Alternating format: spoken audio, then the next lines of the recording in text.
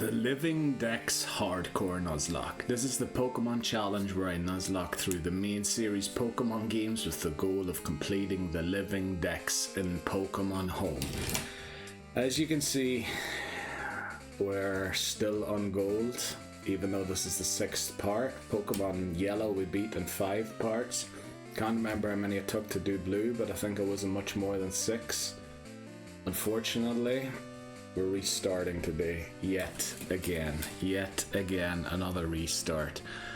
We're starting during the daytime again to get centered, and then we'll move between Route 30 and 31 again, and wait for nighttime to fall, at which point hopefully we can get a Spinnerack and a Hoothoot, and then defeat Falkner as well as we did in part 5, as convincingly. And then hopefully not lose after Union Cave like we did in the last part. Yeah, that's the goal for this time. Today, truly, the goal is to get my act together and get this run underway properly rather than failing all the time. Right, let's get into it. Okay, we're gonna do new game. Right, will you check the clock for me? It is 5. Oh, I just missed it there. I was 0-0. I almost started the video at the perfect time, but yeah. We're taking a little liberty here. It is actually 6. I was editing a video and got a bit caught up in it. So we're gonna set the clock an hour earlier than we had it set before. I'm sure you noticed. But yeah, let's get into it. Once this minute hand hits a minute, we'll get into it. Also, is the camera in the same position as it was yesterday? Yeah, I think you can see oh, I missed it now. Okay, let's go. 5:01. Yikes, you overslept big time. Or you might have went for a nap, an early evening nap or something. Right, yeah, I don't know what to say.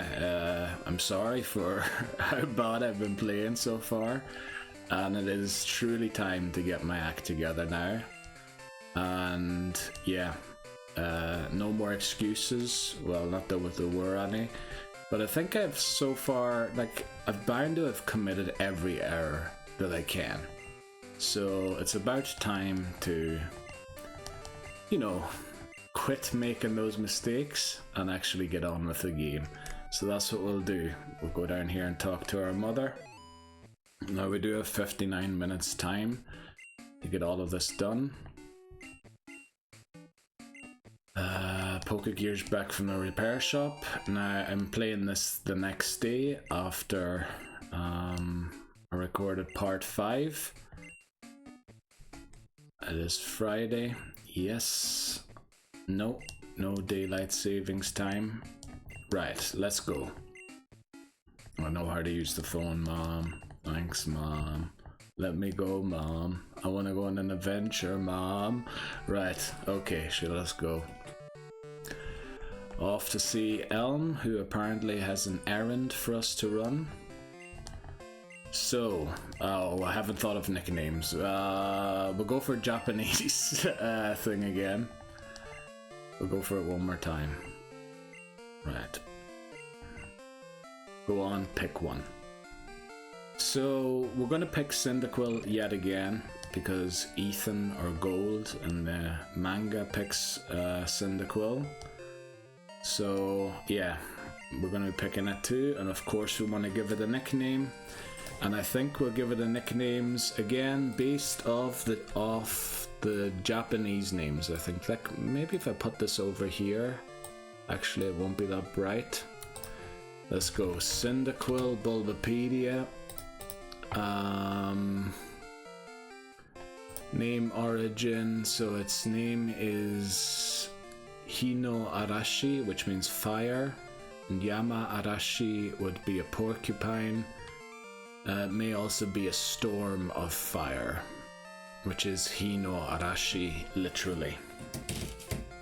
I didn't know that you could read the word for wind as Arashi, or the kanji. For wind? Let's actually look that up in dictionary. If we put this... Oh, maybe it is a different kanji that looks similar to wind. What was it? Arashi? Arashi? Oh, it is a different one. Okay, so that's like storm. So should we name it that this time rather than going for porcupine again? Hino Arashi is like fire or storm of fire. So yeah, I think we'll name it Storm this time. I'm pretty sure we haven't used that name, just so we can distinguish the 12 parts from each other. Storm, yeah, hasn't been used yet, so that's what we'll name it. Hopefully it'll bring us good luck. Storm, there we go. And rival battle will be up next. Okay, so we have to run past Cherry Grove City. We'll leave that open actually. Nah, I can't see the stuff in OBS if I leave that up, so we'll put that down, sorry. Okay. We get Elm's number to call him just in case something goes wrong. I don't think he would actually give us any useful advice if anything did go wrong. Yeah, when we get some potions. Again, I'm putting the headphones back a little bit because they do tend to reflect on the screen. I still haven't figured out what that reflection is at the bottom. I think it's the cellar tape that I've put over the camera. Right, we need good luck here. And that was very nice. That was excellent actually. Wow, 2 patches of grass, 0 encounters. You have got to be kidding me. No way did we get all the way to, also is that on the screen? It was, yeah. We got all the way to Cherry Grove without a single encounter. You have got to be kidding me. This has got to be the run. Like, we can't mess this up now. So that camera looks a little crooked. Let me just see. Sorry for this. It looks like it's leaning to one side a little bit. Well, I think I lowered or highered it now, or... Sorry for doing this during the thing again. Man, why am I doing these things during... You know, I'll put it straight and then down. Sorry for pointing it out my crotch. Not intentional. Right, I am sort of leaning in, so I think that's alright if you don't see the top of the chair. Maybe it's actually a chair that's crooked. And this is where the old man lives. And gives us the map card. Right, now start focusing on the game. We have 54 minutes left to catch a Centret.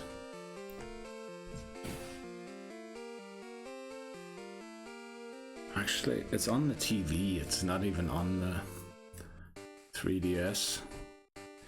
3 patches of grass in a row without an encounter. You have got to be kidding me. We might be able to actually take on... Nah, we won't. Imagine if we took on the rival battle at level 5. That'd be unbelievable. So I would say there's... Unless we get loads of encounters and struggle to find Centret... 4 patch... Did they turn off encounters today, or what's going on? We almost made it all the way there. I need to higher this, put this up a bit. We made it almost all the way without a single encounter. Unbelievable. We get a Caterpie level 4, which is probably one of the things that gives us the least XP. Metapod being the one that gives us the most. I really dislike Storm's HP stat. 18 HP at level 5. That's got to be like 0 IVs. I know that they aren't part of Gen 1 or Gen 2 yet. I think they still have another system. I know this is risky, but we're going to take the item off Storm because we're going to get a free heal here. Right, we made it out of there. Very good. Yeah, I'll set the chair straight after we take the first break, and the first break will probably be pretty soon because once we catch a Centret, we need to wait for nightfall. Right, there's Mr. Pokemon. Also, the setup is probably as straight as it has ever been. Like, I don't know, ever since I flipped that camera around and got it the right way, it seems like, yeah, it's very good. It is dead center, or as central as I can get it. Obviously, when I push the buttons, sometimes there's slight movements, but it's pretty good. So we're getting the Pokédex here off of Professor Oak, who sees great potential in us for the 12th time. We've let him down 11 times so far. Let's hope we can prevent the 12th letdown. Right, there's the heal. I didn't mean to talk to Mr. Pokemon again. I should be mashing B in these situations. Right, yeah, someone stole a Pokemon at the lab. We need to get back as quickly as possible. Now, I wonder why I always come up the right and walk down the left side. It doesn't make much sense, really, does it? So we are probably going to reach level 6. Well, maybe not, actually. It's possible that we will reach the rival battle at level 5. No, it isn't, actually. We will level up from this battle. But Storm's HP stat is a catastrophe, to tell you the truth. It probably literally has 0 in its HP, with it being 18, and also its attack's not looking amazing. So, let's hope that the other stats are great or something, and make up for it. We learned Smokescreen. It's nice to learn a move so early. The only thing is, I wish it was Ember and not Smokescreen. So I left the berry and the potion because I wanted to try and make it through with as little encounters as possible. We did have an encounter there, so we're going to go and heal. And yeah, let's do it. Fully healed, hope to see you again. I would hope. Well, yeah, no, actually, it's very kind of her to say that. We're going to give this berry to Storm because I'm not convinced Storm can beat Totodile with just a level up. And it's got a very bad HP stat, so yeah, I think we might need this. Let's take on the rival. Okay, so the red-haired guy has stole a Pokemon from Elm's lab and wants to battle us. Let's see. Okay, triple question mark wants to battle. One question mark would do. Totodile. Now, we have picked Cyndaquil 12 times, and every time it was male. Also, I think our rival's Pokemon was always male too. I don't know if that's hard programmed to be male. But we made it to this battle at level 6 only.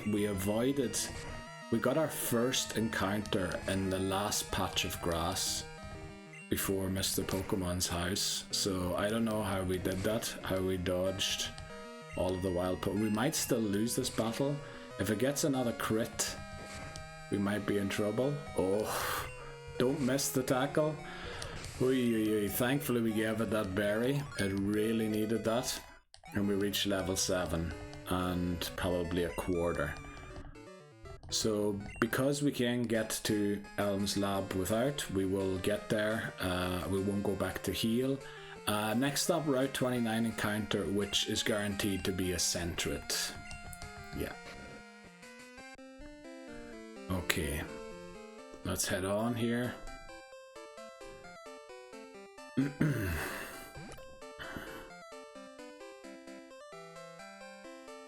go up here and through here. Yeah, and we made it without encountering a Pokemon. Very good. Does Elm heal our Pokemon? I believe he does. Right. Let's give the Popo the answers they're looking for.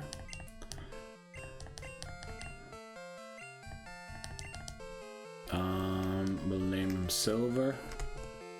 We'll capitalize it all because I think all names are all capitals in this game. Aren't they? So when I speak to Elm, yeah, it says Elm in all caps. I just like the non-caps for my own names because in later generations they stopped doing that, putting names in all caps.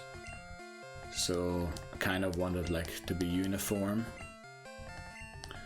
But yeah, he recommends we take on the gym challenge because Oak saw potential in us, and we get the Pokeballs, which means the challenge, the Nuzlocke, officially starts, at least the catching part. I consider the fainting part to have started before this already, but many people don't. Right, let's talk to Mother. Mother's actually at the table because it isn't nighttime for a change. And you know what, we will tell her to help us out with money. I think it's programmed to give us a call after certain battles. Yeah, do it. I'm behind you all the way. Thanks, Mom. Let's leave. We have 45 minutes to find a Centret and get to between Route 30 and 31. I don't know why I'm checking this. Right, there's Dude. Let's decline Dude's help. Thank you. Let's move on. Just gonna say, are we gonna make it through? Our Route 29 encounter is a Centret. First time. Wow, unbelievable. First encounter is a Centret. Let's see how much a tackle does. I think we're good to tackle again, but I have a feeling that this Cyndaquil is not great. The HP stat is 2 below where I'd like it to be, and the tackles being almost double the Centret's level, or we are more than double the Centret's level, aren't doing that much either. Okay. So, Centret caught, very good, added to the Pokedex. Now we're doing names based off the Japanese name again because Johto is based off a region in Japan. I believe it's the Kansai region, but I'm not 100% sure. Centret, let's look up the Japanese name. We've looked this up many times already. It's Otachi, Otachi, don't know. So Itachi would be Weasel. And O is tail, but Tachi can also be or Tatsu is to stand. Tachi would be stand, as in the noun of the verb. So we've always gone for tail here. And the thing is, if we do end up catching a Sneasel, I'm pretty sure that Weasel is part of that name as well. And is it really a Weasel? Itachi? You know, maybe we'll name it Weasel this time, just because, like, we want variety in names so that we can distinguish the different parts from each other. So let's go for a Weasel. That hasn't been used yet, so I put that in the nickname checker. Well, the nickname checker, just a wee spreadsheet, and I've programmed to check the old games if a name has been used already, but it hasn't. So we'll name it Weasel. Don't know why I'm looking at the 3DS to put in the name. Weasel. There we go, because not great content when I'm staring down like that, is it? Right, Weasel, we spelled that correctly. Very good. Now, up next is the Route 31 encounter, but it will be night time by the time we get there.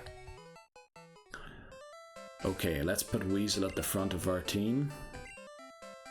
Now, I won't be able to do much here, and I think since Storm has taken a little damage, we will give it a berry here, just to make sure we don't faint early on.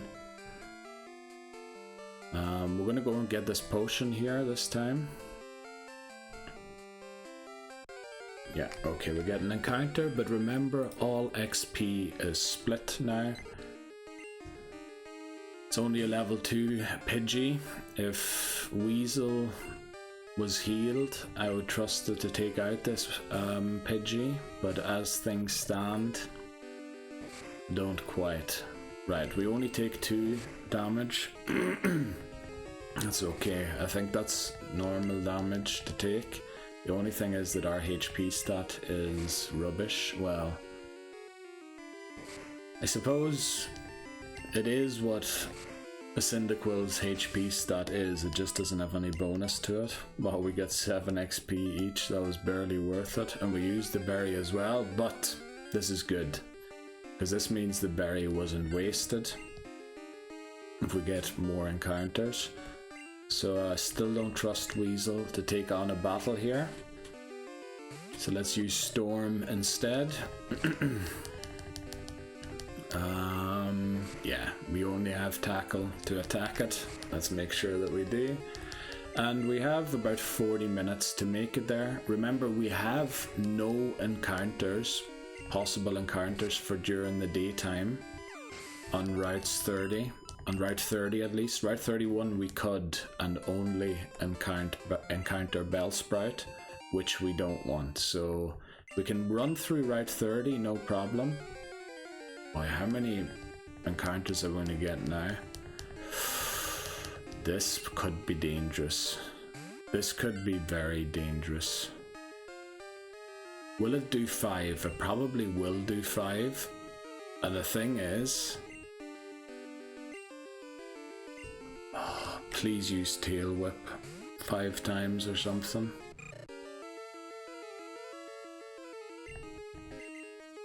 It'll probably one-shot me now. Now it definitely one-shots me.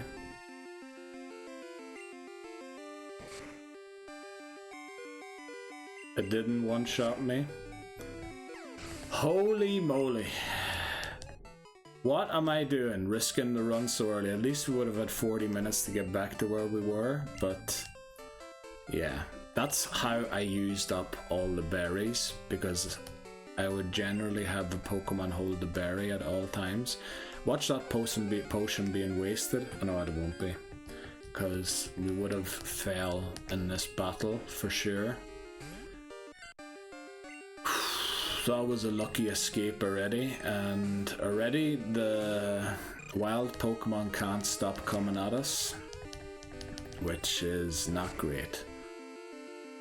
It just feels like the attack, the defense stat, and even the HP stat of this Cyndaquil aren't great. Let's hope it has a huge special stat at least or something.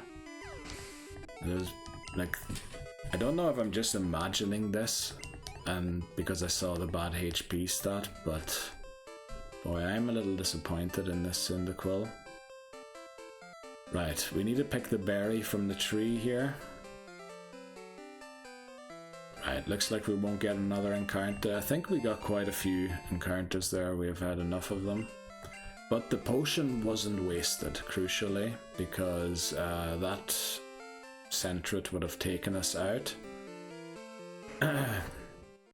So, let's get to our destination, and then we'll be taking a break until nighttime falls. Yeah. It's 6 PM, I think.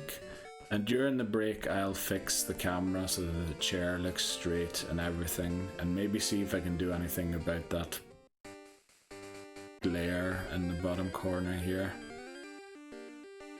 Don't know what that is that's being reflected there. So Pidgey's a dupes clause, since we caught all 3 stages of its evolution in red, blue and yellow. So yeah, this is not our encounter for Route 30. Now, I'm not very happy with this, because this Pidgey, look at that, a level 4 Pidgey is gonna make us have to go back to the Pokemon Center, which I do not like whatsoever. Right, we reached level 8. But I feel we need to... we forgot to buy things anyway in the mart, so we should go back to the Pokemon Center. Right, thankfully I remembered that, because we need antidotes and we need Pokeballs. Like, there's no need to rush. We're trying to get our act together for this part. We really are. Like, I really want to get to Goldenrod this time. I mean, nothing's changed about the layout other than the attempt. Everything else is exactly the same. Just terrible. What do we usually pay? 2,800 here, and then the rest on antidotes. There we go. Right, we're all out of money. Let's head up here and get to our position where we will wait until nightfall. We got all the berries there, didn't we? Yeah. Okay. We get another encounter. If it's a Metapod, Caterpie, will Weasel be able to beat Caterpie? I think it should. Now remember, Weasel is our hardest hitter. It gets stab off tackle and has the best attack stat of all Pokemon that are available to us early in the game, which is just... Well, I suppose Rattata is probably similar in Gen 1. It probably has the best attack stat with stab as well at the start of the game. Especially in Gen 1, so many moves are normal type. We'll take on this trainer first because they have a level 2 Pidgey, which Sentret hopefully can take on by itself. And then, yeah, Mikey is the trainer's name. For the Rattata, we're probably going to have to switch to... Wow, how much did that do? Was that 3 or 4? Okay. Alright, that was a crit. Okay. Wow, it's doing 3 damage with a regular tackle, but we will level up to 5 here. Which makes Weasel a little better, but not just great yet. And then for this, we have to switch to Storm. Storm's already level 8, so we're 1 level away from the cap. But we're almost a full level away from the cap, which is great. Yeah, I think this will work out alright. If it doesn't tackle us here, if we take it out, we're fit enough to take on Joey as well on the way down.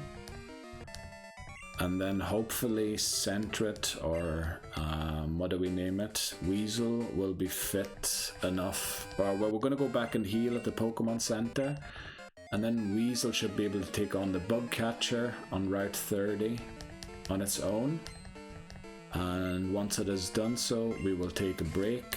I'll make sure that the camera and everything's straight, because it's definitely not in the best position. I'm talking about that camera there you're watching me through, not the camera for the gameplay. That seems okay.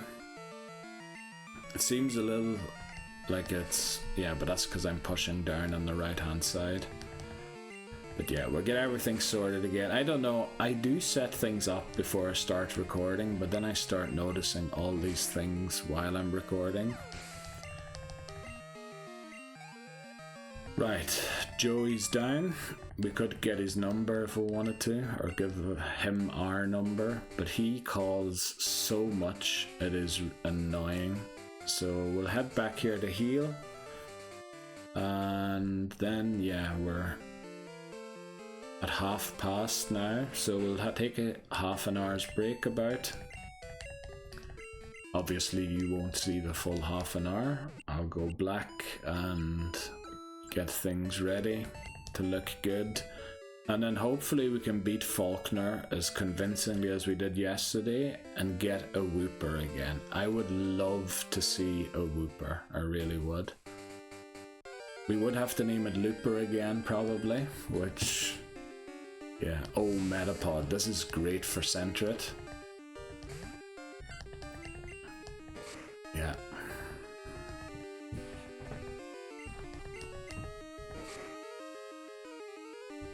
Yeah, very good.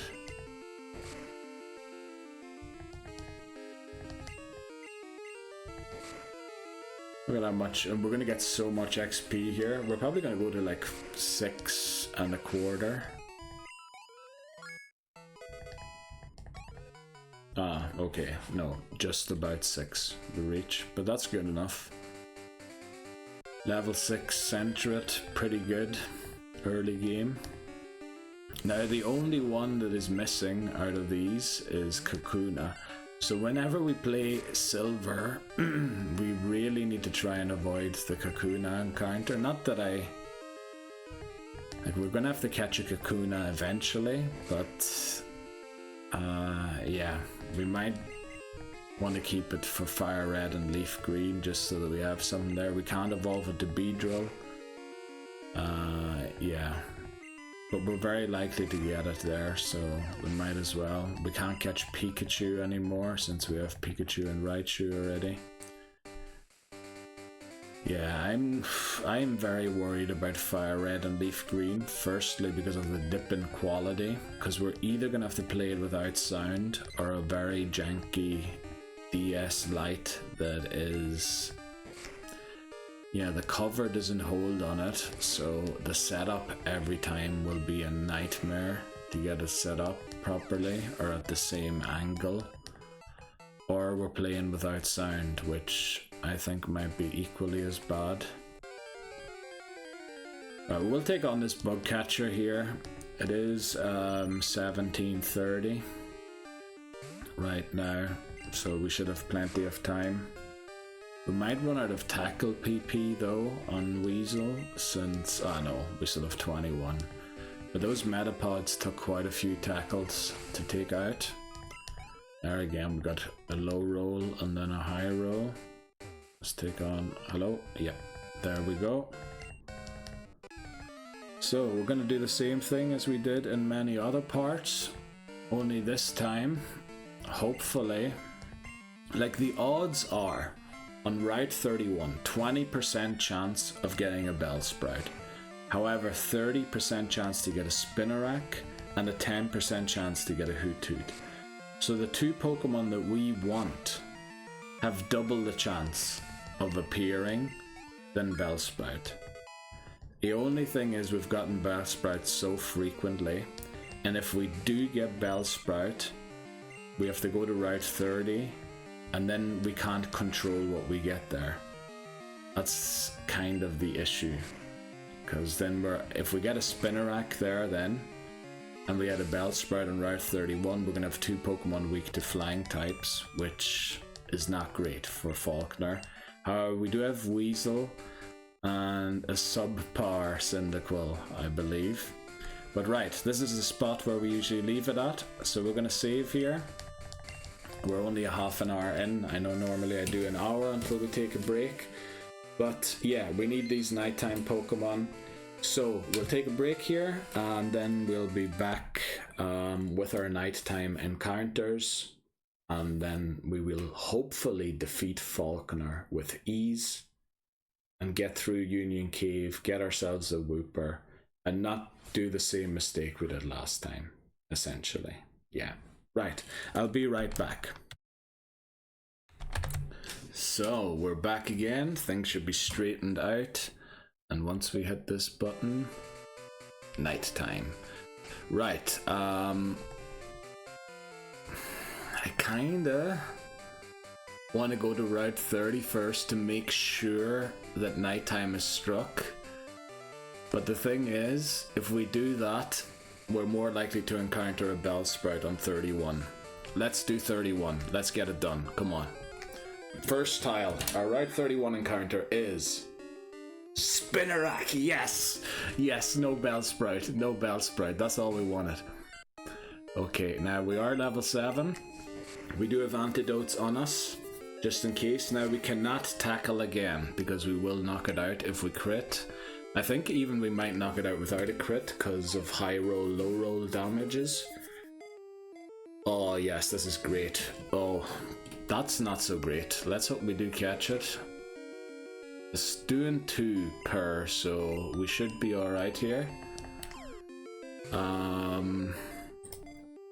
When we already start looking up names, so Spinarak what is its Japanese name? Unfortunately, it freed itself again. Now, it's a very awkward HP stat to be catching it at, but hopefully we do succeed. We should with 18 balls. Hopefully we have enough for the Hoot after. So, what did we name Spinarak yesterday? What did we name it? Pose, wasn't it? Pose. We've already named it Thread one time. Now, its Japanese name is Itomaru, which is thread and ball or circle. More specifically, circle. Apparently, it can also be a suffix in young boys' names. Never heard that before. But Maru is basically circle. So shall we name it Circle? I think we will, just to differentiate the runs from each other, because we've done this now 12 times. So we'll go Circle. We'll check first of all if Circle has been used previously. I don't think it has. Circle's fine. Very good. So our Route 31 encounter was a Spinarak. Circle. There we go. Looks weird to me. Let me just verify that. Yeah, that's right. But sometimes words look weird to you. So our Route 30 encounter is now guaranteed to be a Hoot. Let's go and get it. Okay, so Route 30. We're gonna lead. Now I really don't want to lead Storm into this. So what we're gonna do is actually head back to the Pokemon Center to heal. Because I'm a bit worried that Storm will overlevel. I don't think it actually will, but there is kind of, you know, if we run into too many Rattatas or something, the chance that it will grow to level 9, and then, you know, what is it? The Spearow gives 111 XP, so if it gets too close, I'm gonna have to split the XP, like I don't know how many ways, and we only really have, once we have Hoot, 2 other Pokemon that we can split the XP with, because Spinarak is weak to Spearow's pecs. Right, let's get our Route 30 encounter. Our Route 30 encounter is not a Spinarak, as we just caught one. So that's Dupe's Claws.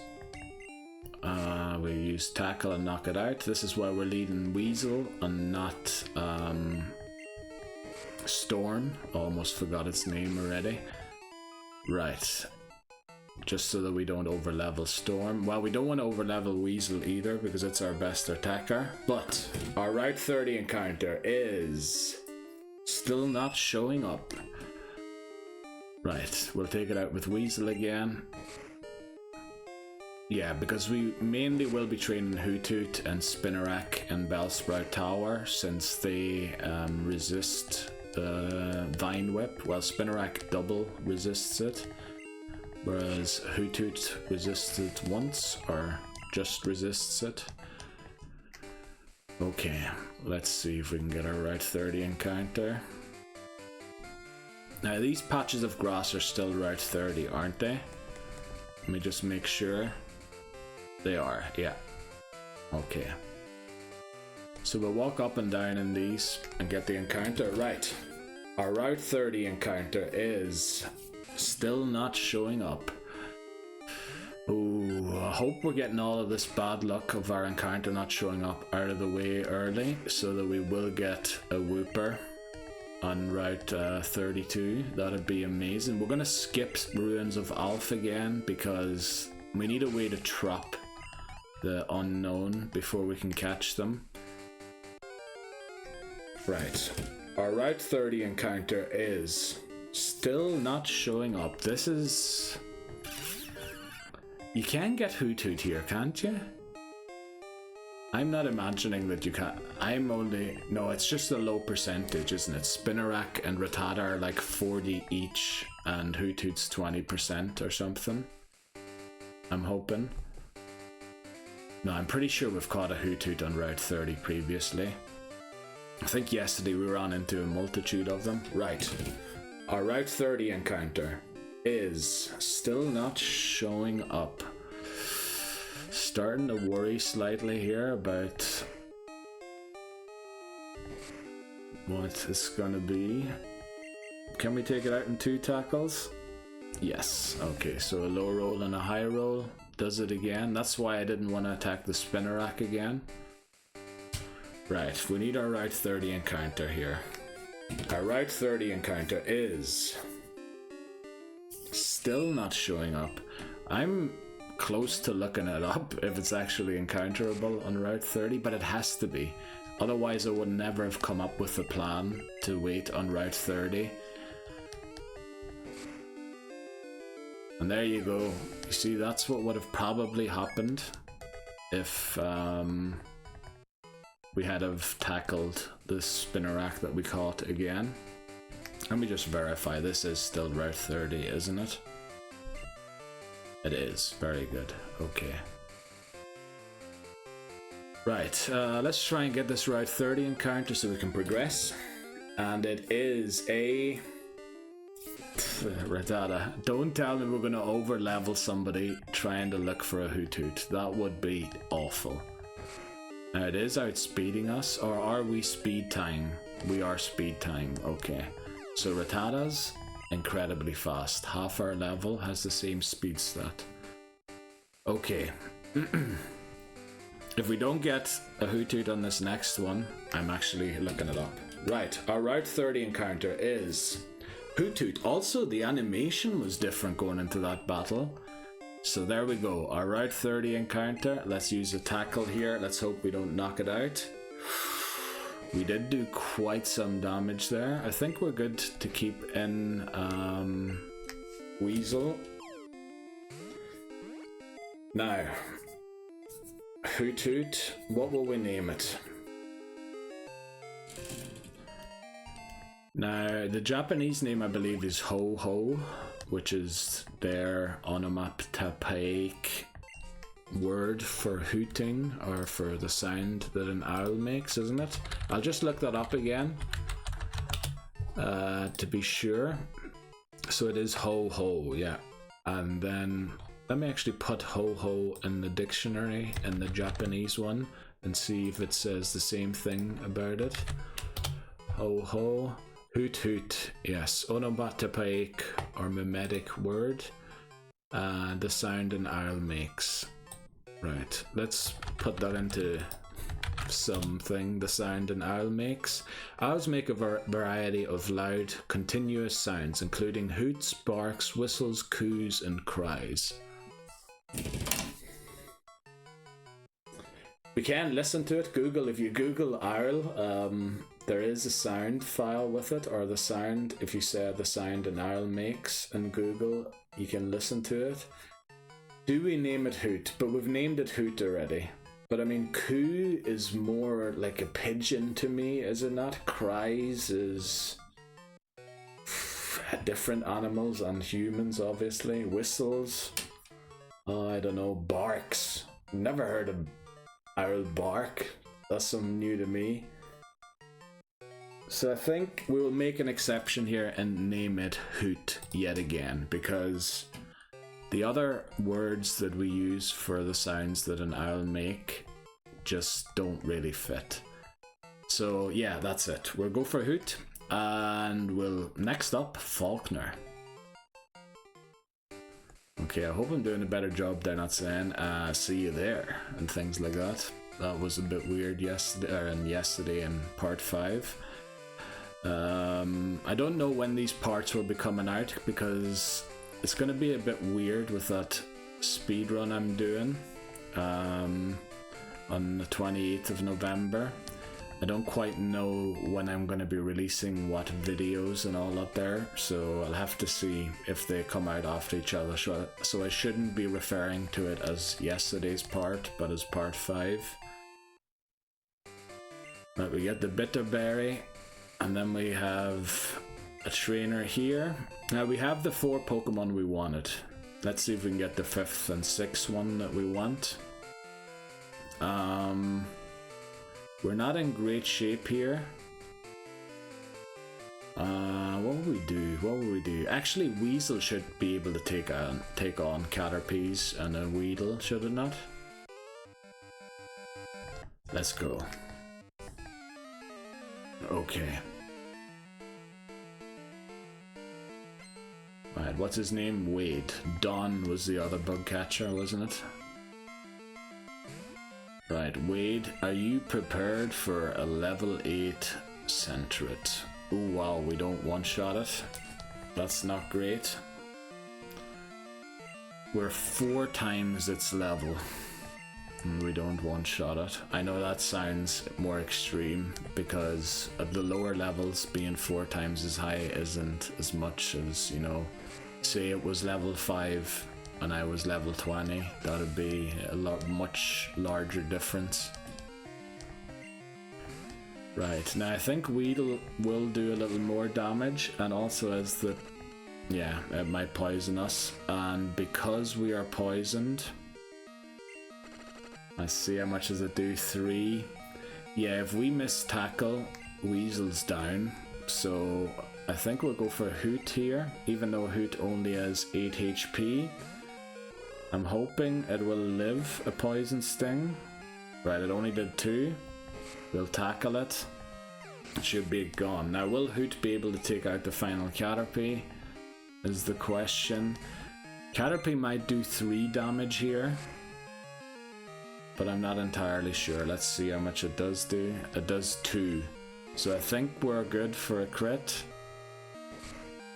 Now we aren't safe, because if we miss tackle, which it can, Hoot would go down, so let's go to circle. It's unfortunate that we have to split the XP here, but better safe than sorry, and we almost lost a battle very early on with that Rattata. So better safe than sorry here. Let's get this done, okay. I have a decent feeling about our chances this time. I think we're going to do pretty well. I hope so. I mean, it is about time that we got progress in this game, to be honest. Let's give an antidote to Weasel. And then I think we'll lead Circle through the tall grass and can switch to Storm to take out any Rattatas or anything. Right, there was no encounters, but I think we still would have fainted to the poison, so the antidote certainly wasn't wasted. Let's heal, and then get into Bellsprout Tower, and train Spinarak and Hoot, or what do we call them, Circle and Hoot.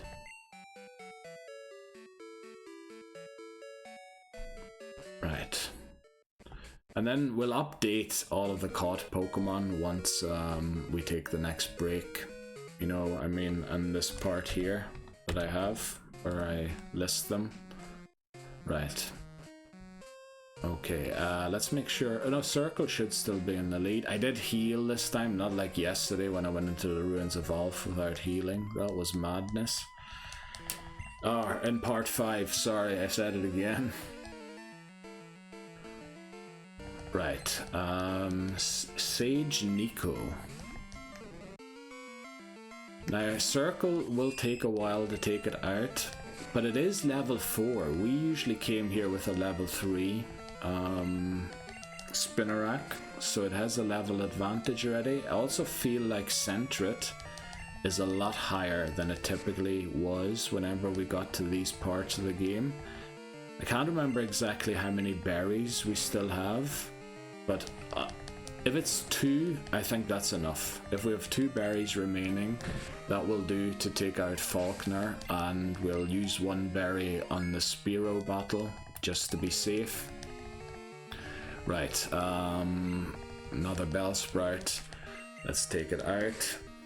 Shouldn't be an issue. It will take a while because it isn't super effective, since Bellsprout is poison subtype, or is also a poison type, as it might even be its primary type. I'm not even sure what its primary type is and what its subtype is, but I'd say its primary type's probably grass. And there we go, almost reach level 6, so we will reach level 6 after this.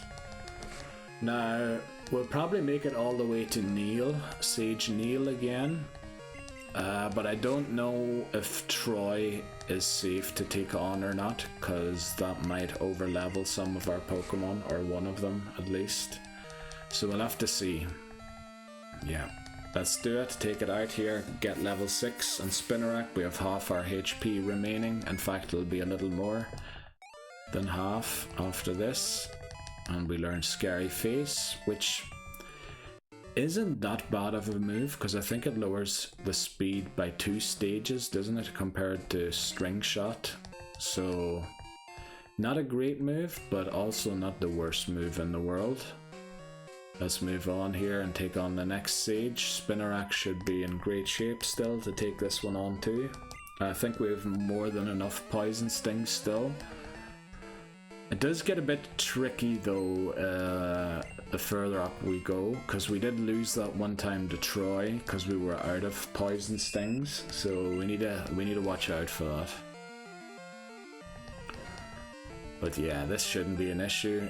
The Vine Whips are now doing only 1 damage. I feel like they were doing 2 in the last battle. One more Poison Sting and that should be Bellsprout down. Okay, 54. Oh, it is enough to get to level 7. Very nice. So we regain some more HP again. Another level 3 Bellsprout. So what did I usually like? About 8.5 I like to have on Spinarak, didn't I? Because we do have to take on 2 Pidgeys with it.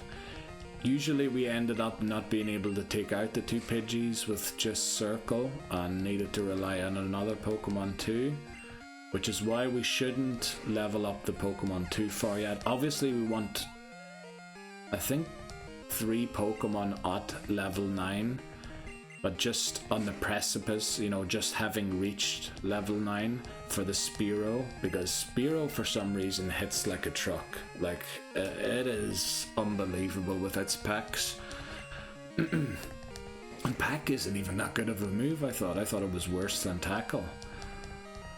Right, Circle's not in a great shape, to be honest here. Also, Hoot Hoot isn't at level 6 yet, which is pretty dangerous, because if we run into a Ghastly, we don't have a Pokemon that can attack it, which means we should focus on leveling Hoot for now, so that it definitely gets to level 6, because the Ghastly will be big trouble if we run into one. Rattata, not so much right now. But yeah, I think Hoot should level up in this battle to level 6, because I believe this Sage has 4 Pokemon. That'd be very good if we could get it that high.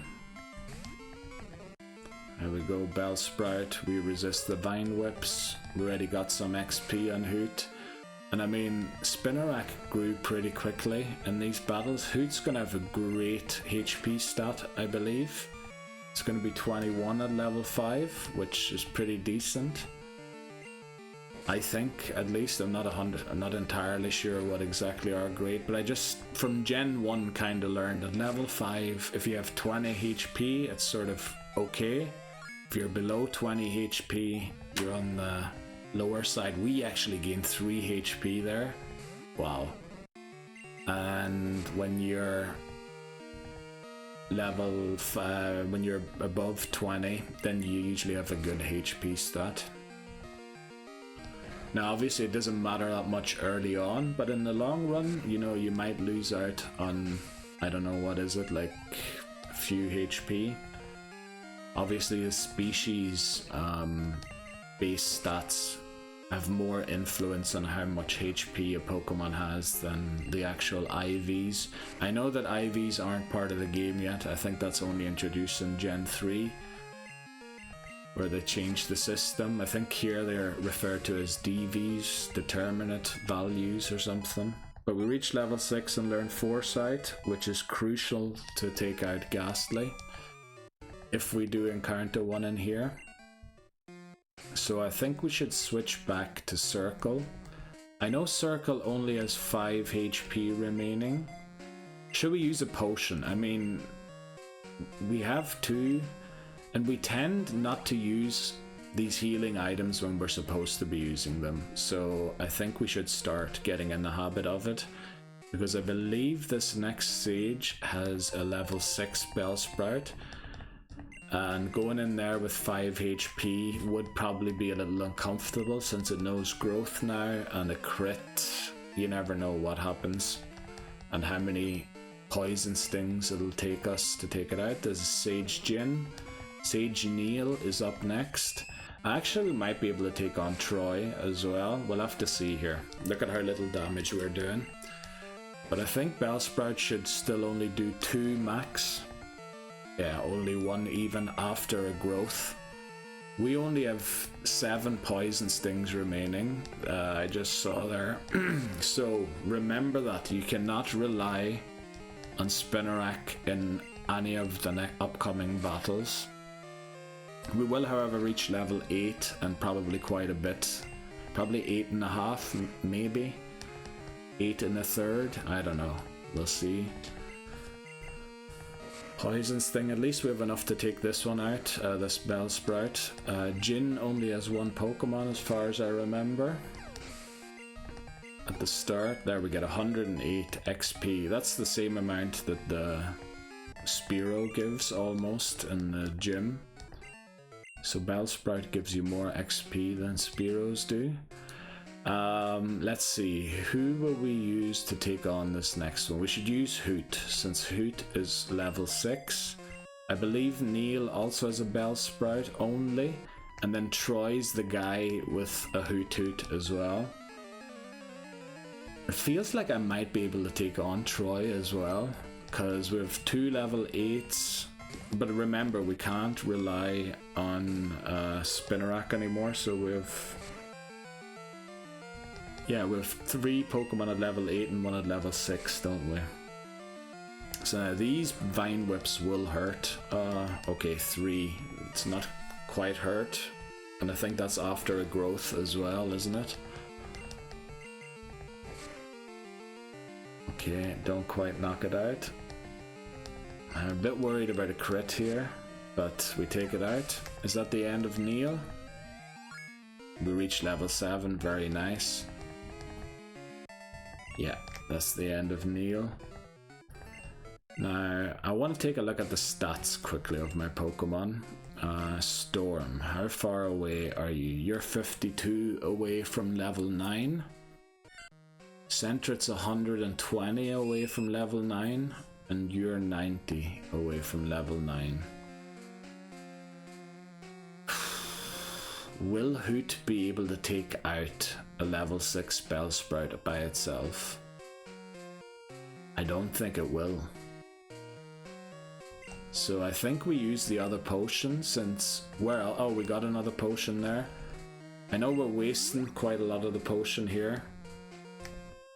But I want Hoot to be able to take out the Bellsprout by itself, and then the Hoot, we can use Sentret and Storm together to take it out, and obviously Hoot will make it a 3-way split for the XP. Oh, this Bellsprout's actually level 7. Okay, I'm pretty happy that I used the potion now, because this is a Vine Whip without growth. How much HP do we have remaining? 11 or something. So it has only done 4 so far. Yeah, I think we had 11 HP. So it did 6. We might have been good to take this on, but not entirely sure. So that's 7. By now we would be nervous for a crit, but we do take it out. So the potion was slightly unnecessary. But Hoot will reach level 8 here, no matter what. Let's switch to Storm. Yeah, we'll split the XP 3 ways here.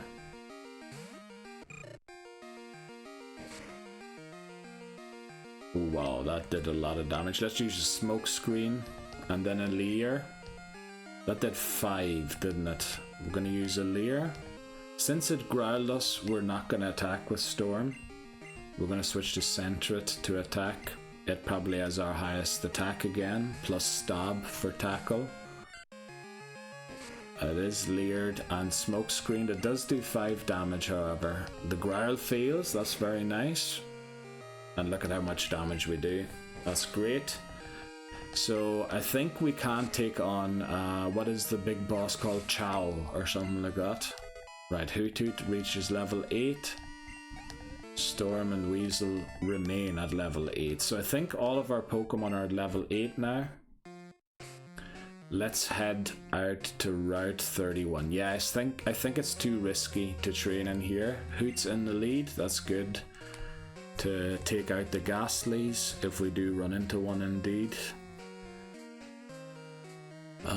Yeah, so Route 31, we'll go there and finish the Pokemon off, try and get them to exactly level 9, or as close to level 9 as possible, so that they can take on the Spearow at equal level. And yeah, then we take on Falkner and hope for the best. I mean, it really has been long enough. If we do get to Goldenrod City, I probably will, for the main channel, start renaming the title and not name it Gold Part 6 or 7, because otherwise the numbers will go too high. I'll name it like Attempt 12 Part 1 or something like that, if we actually get somewhere and it feels like it could be the run. Yeah, who will we train first? We need to be smart about this. I think Circle should be trained first. Actually, no, we like Circle to be level 8, don't we? So maybe we should train Sentret. Hoot should be trained first. And then Sentret and then Storm. And then we'll head into the gym and take on the 2 trainers. And then maybe come out here again just to tweak our XP a little bit. I think we're good to walk around. There's no threat of us over leveling immediately. Right, Bellsprout. Unfortunately, yeah, it's going to take a while until we get these leveled up now. Well, it won't actually take that long. What was it, like 130 or something XP Hoot needed to reach level 9? So yeah, we'll get there within a few battles. Right, next up is a Spinarak. This is okay. We'll keep attacking. I wish Hoot learned Peck a little earlier. But yeah, we're gonna have to wait. When did it learn it last time? Sometime around Union Cave, wasn't it?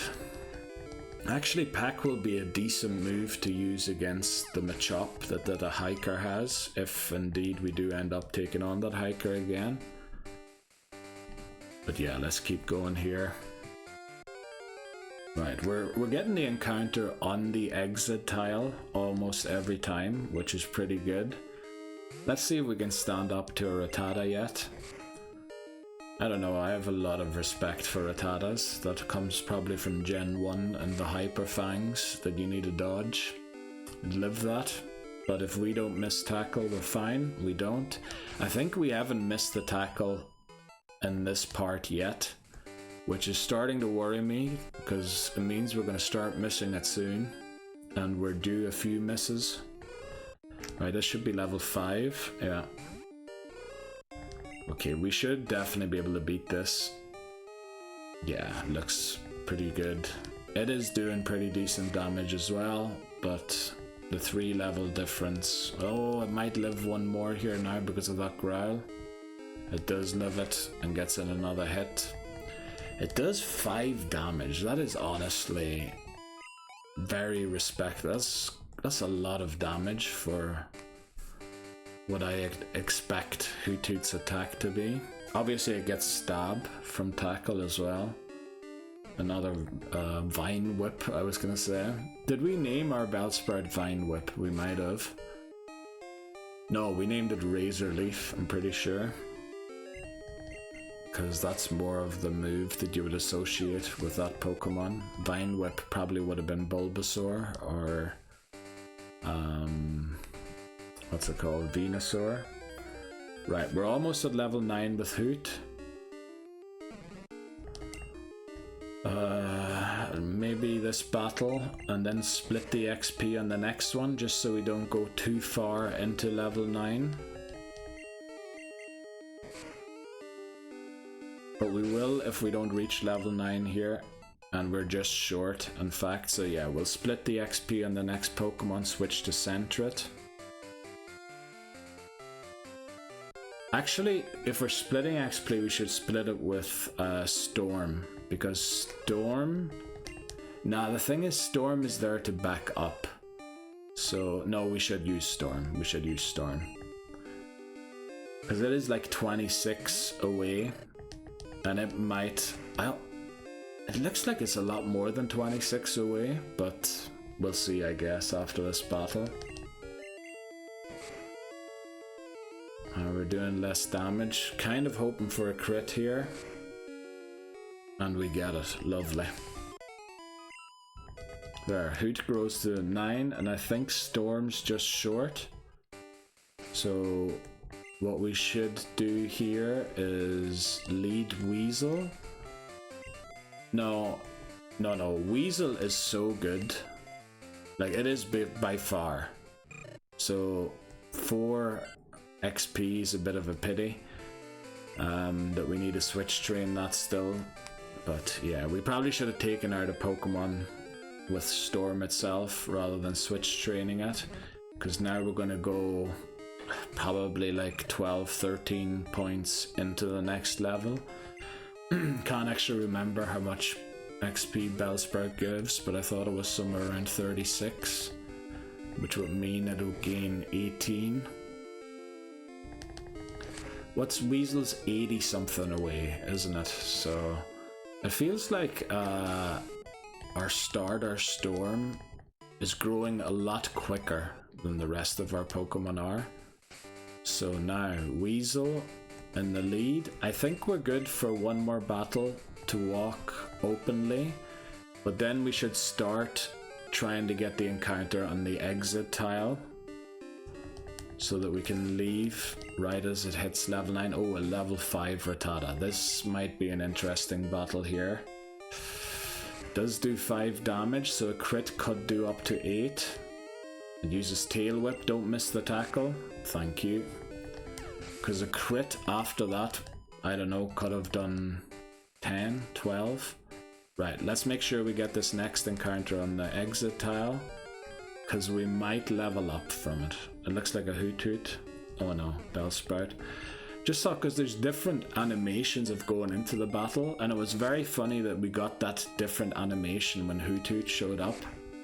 I don't know if those animations, the difference has something to do with the Pokemon that you're encountering, if they're like a lower % encounter chance or something. Look at that, we hit level 9 exactly. Let's get out of here and prepare for the Spearow. Now, how are we going to go about beating Spearow? Obviously, Sentret is our hardest hitter, so I would say Berry on Spearow. Maybe what we do, Hoot, Growl. Don't know if we can do 2 Growls. We need to see. The Spearow will probably outspeed Hoot. So we'll go in with Hoot, Growl it, then go to Storm, Leer it, and use a smoke screen, and then Weasel's going to take it out. So Weasel is the Pokemon that needs the berry. We have 2 berries, very good. Because Weasel is ultimately the one that has to do the damage. So I think that should be fine. Also, we're going to go and talk to Earl first to cheer me up. Not that I need cheering up, I'm feeling... Oh, I said yes. Oh la la. What did he say when I said yes? Let me say that again. Oh la la. Very indeed nice. He doesn't even verify it or anything. Oh la la. Right. Look at that man, just dancing around, man. He just makes me happy. Right. Let's go and face the Spearow. Do we have Hoot in the lead? That's our backpack. There's Hoot there. Very good. Let's head in and just go straight into the battle. Don't even worry about anything. We should know the names off by heart of these trainers by now, but I've forgotten. Let's see, what is it? It's Abe, of course. Abe. Was the other one Mikey? No, I think Mikey was a trainer we met earlier. Right, a pack does 9. So a crit will do probably around 15. So we're good to use another growl. Like, I think we will be good to use another one. But we've used 2 now. We're going to switch to Storm. Now, we're going to use the smoke screen first, because we want the misses more than we want the other thing. Now, the thing is, we have no gauge of how much a crit does the Cyndaquil. But if it's doing 3 now, I would say we're good to use another Leer. Even if it does crit, it doesn't crit. But I think we should be worried now that a crit would take us out, so we'll switch to Weasel, and this is when we take it out. Like, I can't believe the amount of planning I'm putting into these battles just so we win them. And even, like, a crit now, I don't know what it's going to do to Weasel. It might one-shot it. And then the berry's useless. It did get a crit, thankfully it didn't one-shot us. But we one-shot it, so that means the berry doesn't get used, and we can keep it for another battle. Obviously, in the rules I have that Pokemon can't hold identical items. I can't have Pokemon with the same Pokedex number on the team, but I mean that's already prevented through the dupes clause. It's pretty much impossible with the dupes clause to have 2 Pokemon with the same Pokedex number. Yeah, so that's not allowed in battles, and also only 1 item of a kind per Pokemon, so I can't have the full team have berries. Do we want to give a berry to Circle for this battle against the Pidgeys? Wonder if that'd be a good idea or not. Or do we want to save the berry? Let's see how far away these guys are from level 10. 219, 91. Okay, we need to keep that in mind. 233. So Weasel and Hoot are really far away from the next level. So, yeah. It'd probably be best if I actually took out a Pidgey with Hoot and then took out the other one with Weasel. There's no way they give over 100 XP and then just level up. Well, Circle doesn't have great matchups anywhere. 233. There's no way Pidgeys give 200 XP. Yeah, we might take them out with them because honestly, yes, Circle's not bad, but it's also not really the best. So now, why am I putting Storm at the front? That's asking for trouble. Right. We have Weasel at the front, 200 XP away from level 10. We have to see how much XP the first one gives. We might have to double switch on the second one if it gets too close. But 233 away, I believe it was. We should be fine. At least taking out 1. Rod is the second trainer here. Level 7 Pidgey. Now we should be hitting harder than it does. It does 5 damage, that's incredible. But we do a lot more, that's good. 5 means a crit will probably do around 8. Right. Yeah, we wanted to switch anyway. How much does it give? 82. So we can easily take on this second one. We probably won't be able to, because I said a crit will probably do around 8, which we're now at, so we need to switch. And we'll switch to Hoot. Or should we switch to Storm? Because it was in the 90s what it gave. No, we'll switch to Hoot, because Hoot's further away. Starting to think we could have taken on Chow, but probably not, probably not. Okay, that was a crit. Let's hope we can finish the job here. It's doing 6. So 9 would be a crit. But we didn't miss tackle, thankfully. Right, let's get these Pokemon a little closer to level 10 so that we definitely can beat Falkner convincingly. As we tended to do, we'll try and just edge them to level 10. And I'd say, if things work out, we can probably take on Falkner and then take the break. And then hope for the Wooper encounter. That'd be really nice if we could get Wooper again. I feel like Wooper made Union Cave so much easier. And I should teach Mudslap to a different Pokemon, just in case something happens to Wooper. You know what, we'll train Circle as well. Actually, how far away is Circle? 90? How far away is Storm? 90? 111? 179. I think we take on Chow. Now this might seem stupid. And maybe it is stupid, let me think about that again. No, 179 is so much.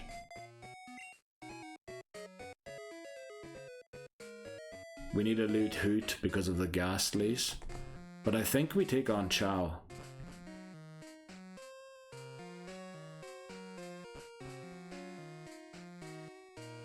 Because there's no way, if we split the Hoot's XP 3 ways, there's no way we level up. Right, we do encounter a Ghastly here, unfortunately. Level 3, please. Level 6, that's not good. Ghastly's a Dupes Clause encounter, because we've already got Ghastly and Haunter from Red and Blue.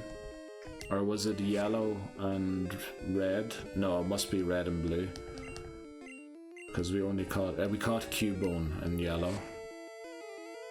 Unfortunately, this is going to give us quite some XP already. Now I'm not so confident that taking on Chow is a great idea. Yeah, maybe it isn't such a great idea after all. Let's get out of here again. I was just thinking it would speed up Spinarak's level ups.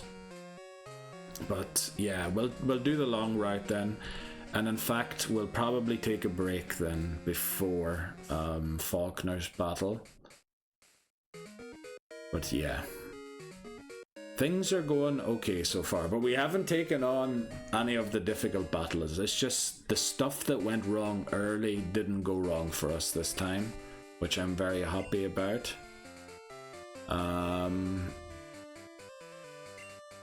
Do we even need to train Circle?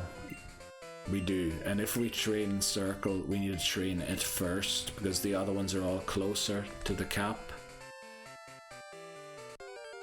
Also, if there's a Rattata, I kinda need to switch, or if there's... No, if there's this, we're fine. But we need to take out like 3 of these to grow to level 9. And right, try and memorize how much XP I get. That should be a goal here. Try and memorize that.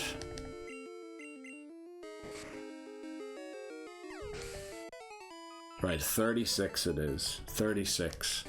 So if we split that by 2, it's 18. That's good to know. Now, Spinarak. Spinarak against Spinarak is an awkward battle. We would win it eventually, but it's going to take forever. So I think we switch to Storm here. Storm is like 90 away, I think. Right, so that was 36 XP by a level 3 Bellsprout. Let's see what a level 4 Spinarak gives us. Just so that we get into around... We need to be around 15 or below, I think, to get all 4 Pokemon leveled.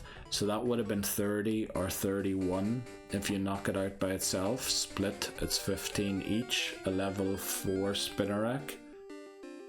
Right, a Rattata. Let's see if we can actually take this on. We're doing a decent amount of damage. We poison it immediately. Like, Rattata will probably hurt us quite badly, especially with the tail whip as well. Unfortunately, the poison won't take it out. But I think we're good. I think we're good. Oh, the poison does take it out. Very good. So that's 32, and that was a level 4. Level 4, Rattata gives you 32 XP. Good to know.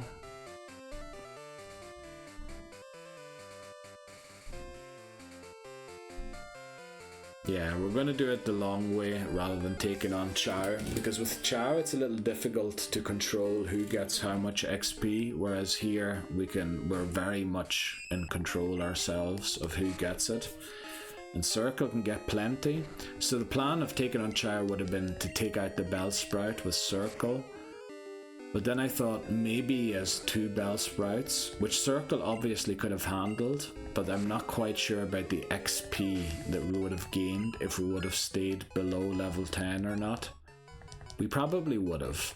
And then Chow has a level 10 Hoothoot in the back, which like I would have had to take out with 3 of my Pokemon, and that wouldn't have been too great. Now let's see if we can take out Hoothoot here.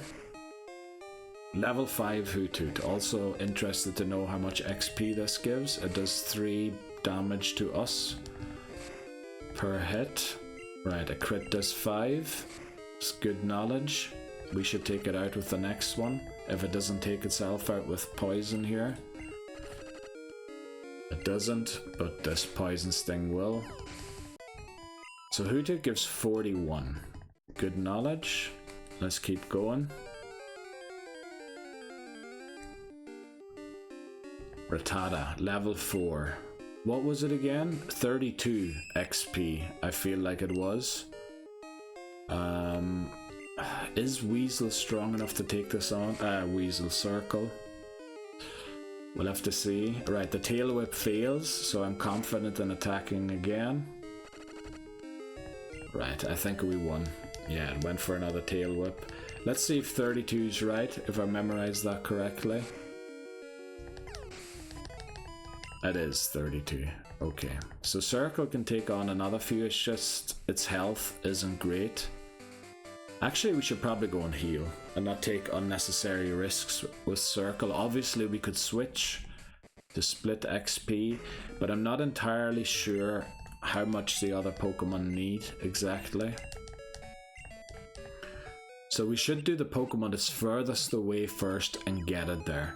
Then we should do the Pokemon again that is furthest away, shouldn't we? Or should we do the Pokemon that is closest? I don't know what's the best way to do this. Probably it is always the one that's furthest away, which mightn't be Spinarak right now anymore, but we'll still keep battling with it. Here's a Rattata. This should be 32 XP again, which shouldn't level us up. We have to take an exact look at how much Circle is missing after this battle, so that we definitely stay under. So it's definitely easy to get between 1 to 20 points. 32, that looked like it still needs quite a bit. So I feel like we could have taken on Char now. 83, 76, 111 and 98. So actually all of them are below 100. I think I couldn't have taken on Char. So Weasel is the one that's furthest away. So if we need to split the XP because Circle can't win, like this, we're going to switch to Weasel since it's furthest away. But this will only give 15 XP each, which is barely worth the switch. But I don't want the battle to last forever, which it would, because we resist each other's moves, which isn't very cool. Right, at least we avoided getting poisoned. We would have antidotes, and we would have easily made it back to the Pokemon Center as well. Now, I believe we were almost 90 away with Circle still, weren't we? So... another flippin' Spinarak. Yeah, we're gonna have to use Weasel here again.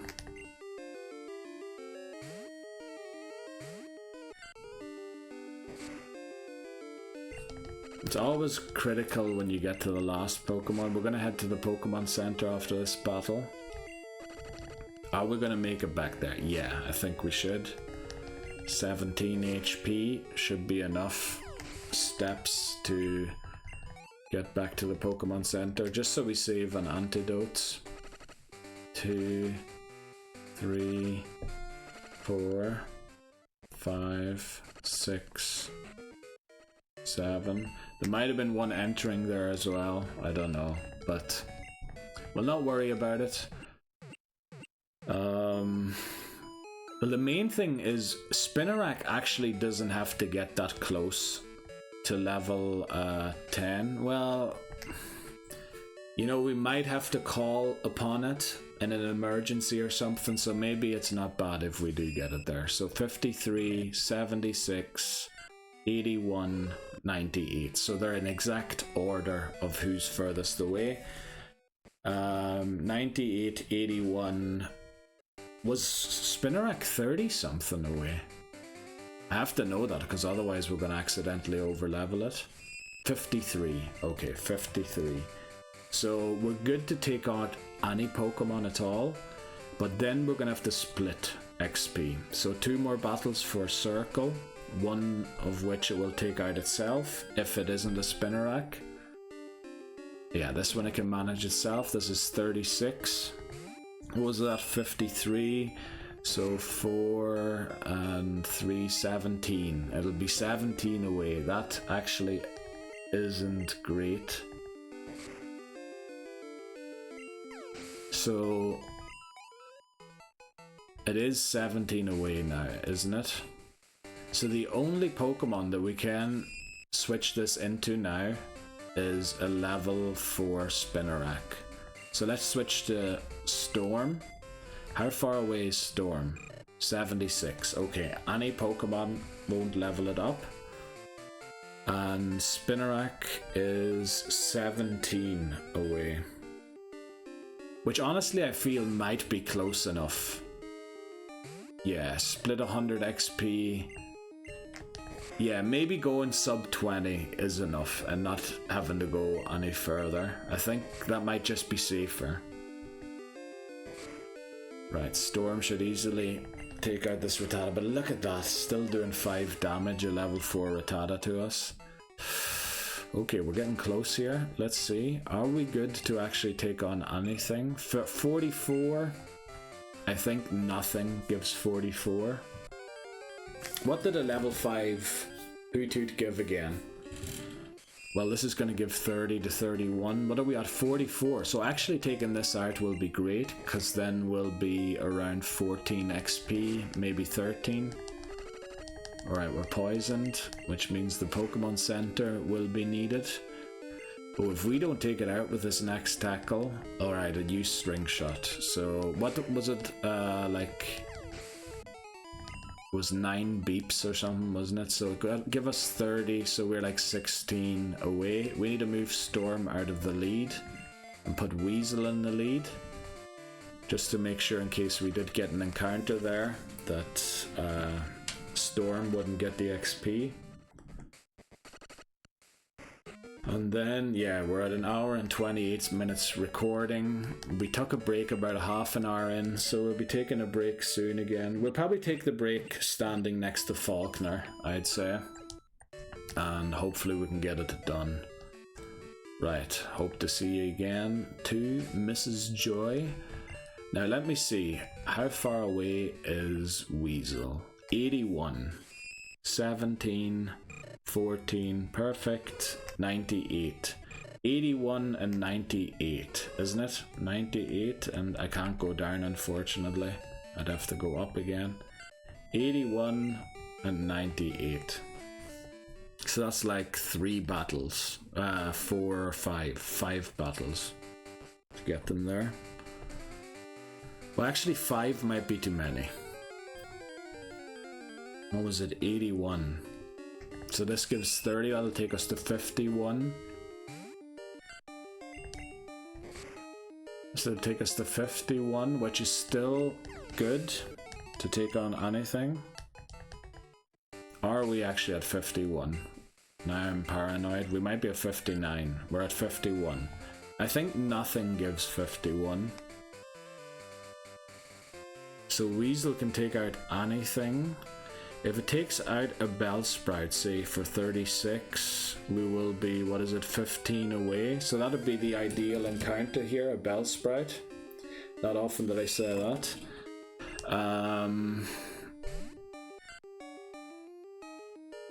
What are we, 51, so this would take us to 21. You know what, I want to split this XP. 51 minus 15 is 36. So if we encounter a level 4 Rattata, we can take it out. If we encounter a Bellsprout, unfortunately we have to switch again. And then I have to work out Hoot or Hoot exactly. Right. Let's see what we get. We're at, what are we at? 51 minus 15, we're at 36. So if this is a Bellsprout, this is 32 XP, isn't it? Yeah, it's 32. So this should take us to 4 away from level 10. If we over level here, we might have just effed ourselves in the A. But I think we should fall short. Yeah. Right. Like that was very close to level up there. Let's see. How far away are you? 83. So I would say that's any encounter is possible. We should stay within 1 tile of the exit though. 83. What are we gonna get? A Rattata. 32 this is gonna be. We have 83, so this is gonna take us to 51 as well. So yeah, we'll just take on whatever comes off that and then head to the gym battle. Right, let's get the encounter on this town. Don't you dare walk away from... Oh no, what am I doing? I need the encounter on this tile. Please give it to us. Don't walk away. Why is it doing that sometimes? Maybe I have to press it quicker. Right, just go up and down rather than walking left and right. Right, this is 36, we're on 51, so that'll take us to 15. So now we just need to get out. So basically we need the turn not to give us an encounter, and then we're fine. If the turn gives us an encounter, we're in trouble. We aren't. Okay. So, that's that. Our main attacker, again, will be Sentret. So do we give Sentret the berry, or do we give the berry to the Pokemon that's going to set up on Pidgeotto? I don't know. Who do we give the berry to?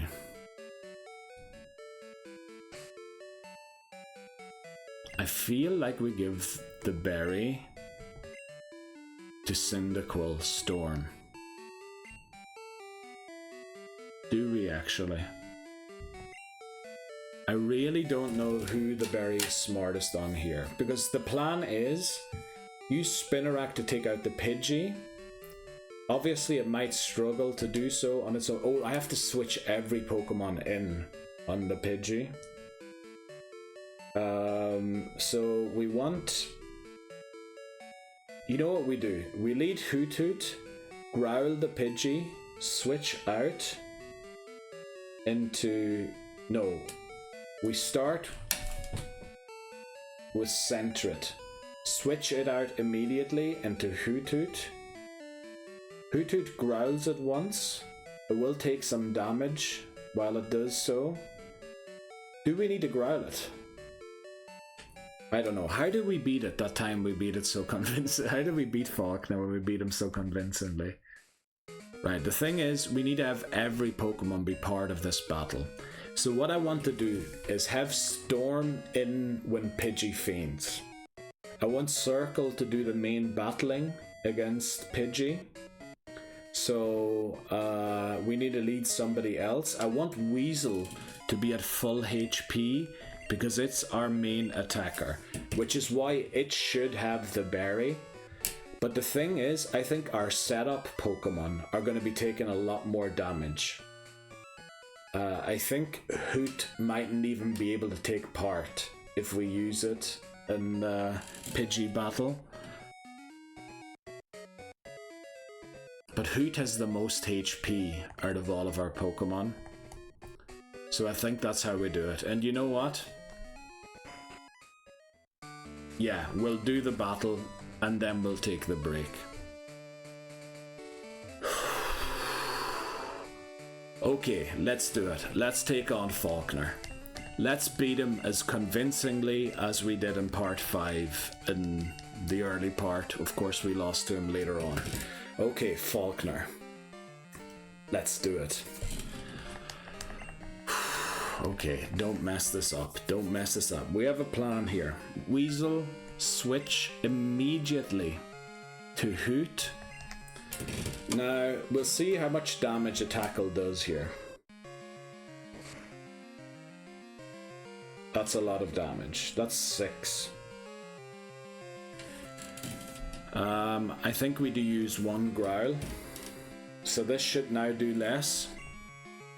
Unless it crits, of course. It didn't, so it only does 3.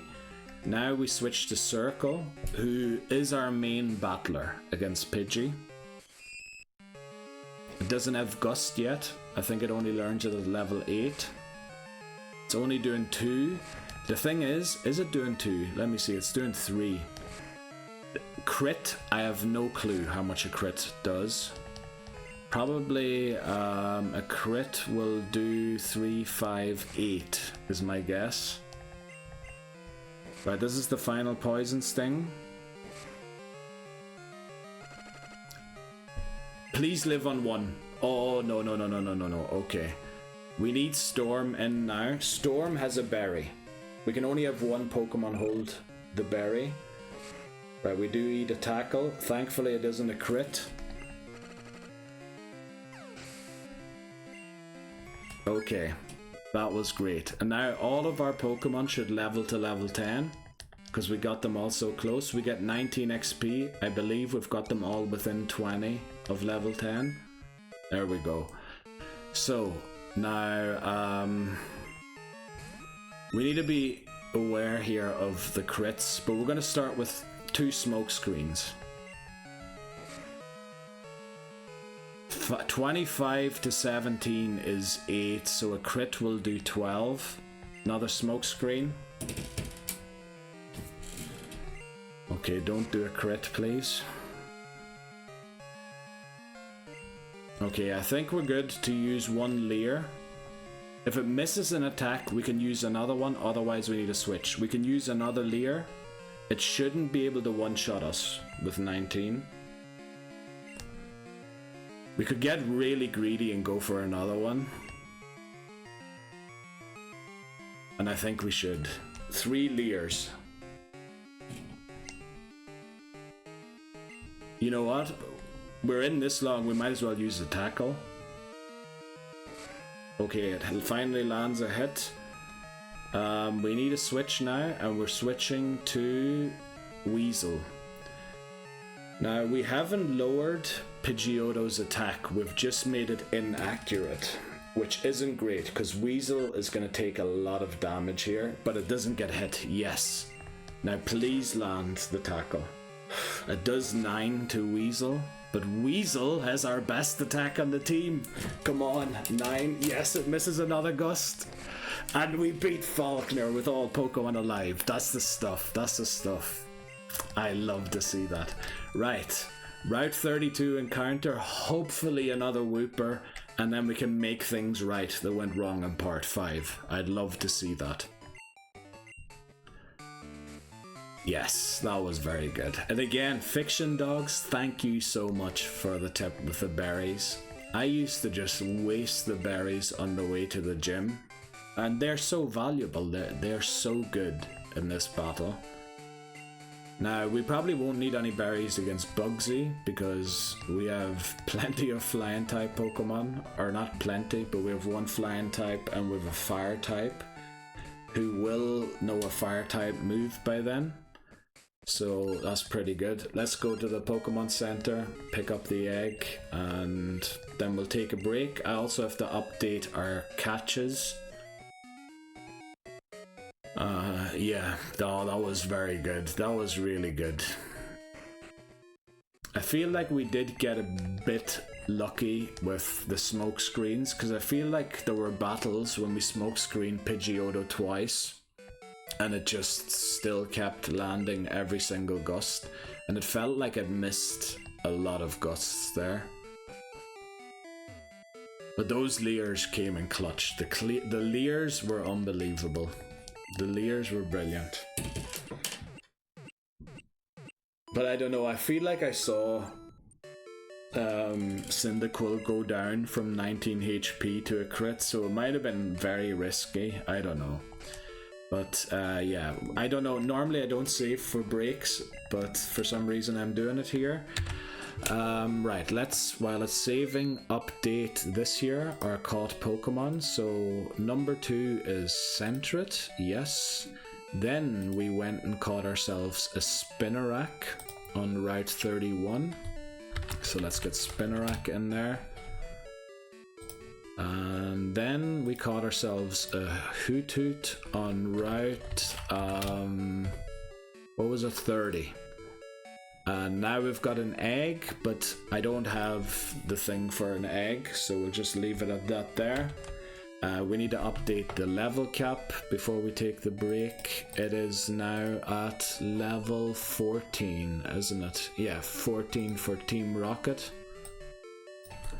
Let's go there. I know it isn't a rocket boss technically, but yeah, we'll still include them as a thing. Yeah, we'll take a break here. Be right back. Oh, I pressed the wrong button there. Okay, we're back again. Yeah, we're gonna go and hope for a Wooper here. Please be Wooper.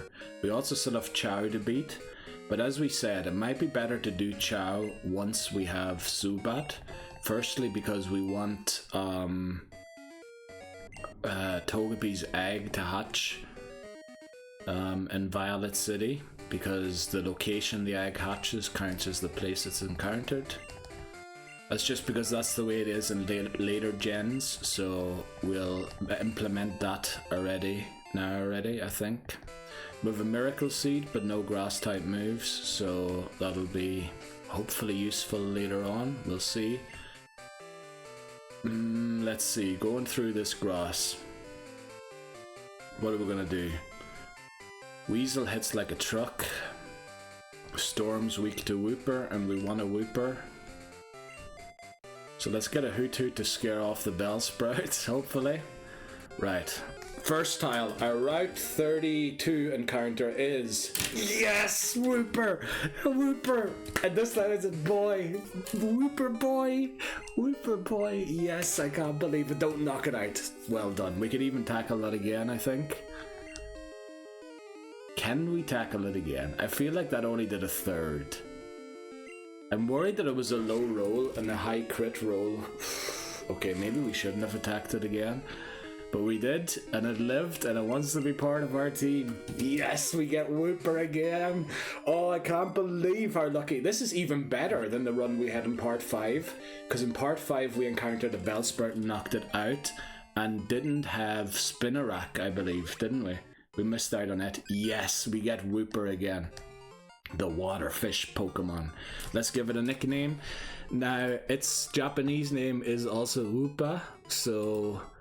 And it's based off of Wooper Looper. We looked that up yesterday, didn't we? So, let's see what we can find out so that we don't have to exactly name it Looper again. If we can maybe find some other thing that is related to that. So Wooper and Upa may be derived from Wooper Looper, a marketing term created in Japan that started a pet salamander raising fad. Wooper Loopers are the Japanese term for the axolotl, a species of salamander. So let's verify that quickly. Woopa Loopa, and put it in the dictionary, Japanese dictionary, and it says axolotl, especially an albino. Now ours isn't an albino, I don't think, but you know what, we're gonna name it axolotl. I think we haven't used that yet, have we? Axolotl. Route 32, axolotl. Yeah, we haven't used that yet. Let me just make sure. I have to verify the spelling here in 2 places. Axolot L. Axolot L. Axolot L. Okay. Let's name it that. Axolot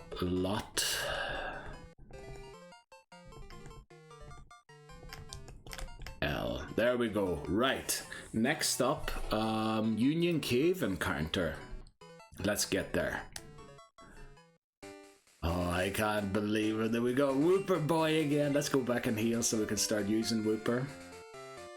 I have to remember the Mareep that are available here, I think, have Tackle and not Thundershock. So Whooper won't be brilliant against them. Also, Mudslap. I should teach Mudslap to a Pokemon, because it's really good against the Nidoran that we're facing here, and it will give us a second Pokemon that can deal with a Geodude, which was one of the main reasons that we whited out yesterday. Obviously, it was because we weren't leading Whooper, but we need a second answer to these Pokemon somehow.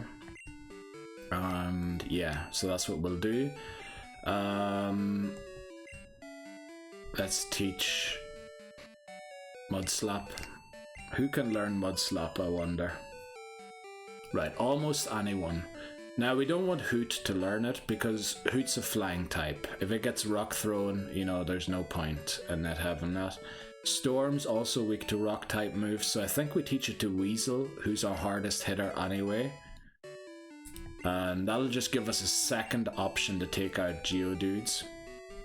Also, because we do have 5 Pokemon this time, once we catch the Zubat, we kind of have to get the egg hatched and Togepi boxed, so that we can, move on with our day. Also, the woman should be down here at the Pokemon Center.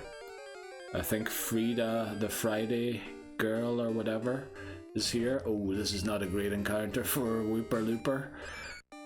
Oh, we have Whoopie Boy. Can't believe it. Right, we'll switch to Circle, because Circle doesn't have a lot to train on. I love that we got Whooper, not a Bellsprout. Love to see that. Now, Silver's going to be extremely difficult, because first of all, where we can catch Ladybah, there are also Kakuna and Weedles, which aren't caught yet, so they aren't Dupe's Claws. Then, what else is difficult about Silver? There was something else that was not going to work out in my favor, but I forgot. We'll worry about it when we get to Silver. Let's worry about Gold for now. Right, I don't remember what Pokemon this trainer has. I think something in a Zubat, probably a Rattata, and then a Zubat. So we give Axolotl some switch training here. I think we're strong enough to do switch training. And obviously one Axolotl, well, it'll do very well in Union Cave by itself, but it will not be usable in Bellsprout Tower. Right, let's switch out of this and go to, I think Weasel's probably the best one. Weasel doesn't have great defense, I don't think, but it hits like a truck. Well, it's the best hitter on our team anyway. Alright, but that's after a Tail Whip. But that does mean that a crit will do quite a lot. Somewhere around 12. Thankfully I didn't go for that. Right, is it a Zubat that comes out now? Now the thing is, Zubat will probably outspeed us, and with the Tail Whip, if it supersonics us, this is what I feared. This is what I was worried about. I shouldn't have attacked. I should not have attacked. Right, what we're going to do here is switch back to Axolotl, because I don't think Leech Life's going to do much damage to it. I don't think we resist it, but yeah, 3 damage, that's no problem. Let's use Water Gun. It does outspeed us. We do need to be aware that if we go too low, oh, we're a bit slow here in taking it out. Like, we probably would win the race, but if it does surprise us with a supersonic, it mightn't be great. And if it gets a crit, oh, we get a crit. Lovely. Brilliant. Axolotl gets XP from both Pokemon there. Love to see that. Okay, let's move on. Let's take on this trainer here. They have a Nidoran, or she has a Nidoran. Yeah, we should be able to take it out, shouldn't we? Even with switch training. It's probably quite high level, like 9 or 10, because it's the trainer only has one Pokemon. Right. Liz, let's see. Level 9 Nidoran. Unfortunately, we don't have any ground type moves yet. Should we just use Weasel? I feel like we're gonna overuse Weasel and Axolotl now that they have the moves. Oh wow, that was a crit. What was it? 7 for a crit. Right, we also crit it, but we lower its accuracy crucially. Okay, we need to switch out here. Who do we switch to? I think Storm. Storm needs to learn Ember, and it learns it at level 12.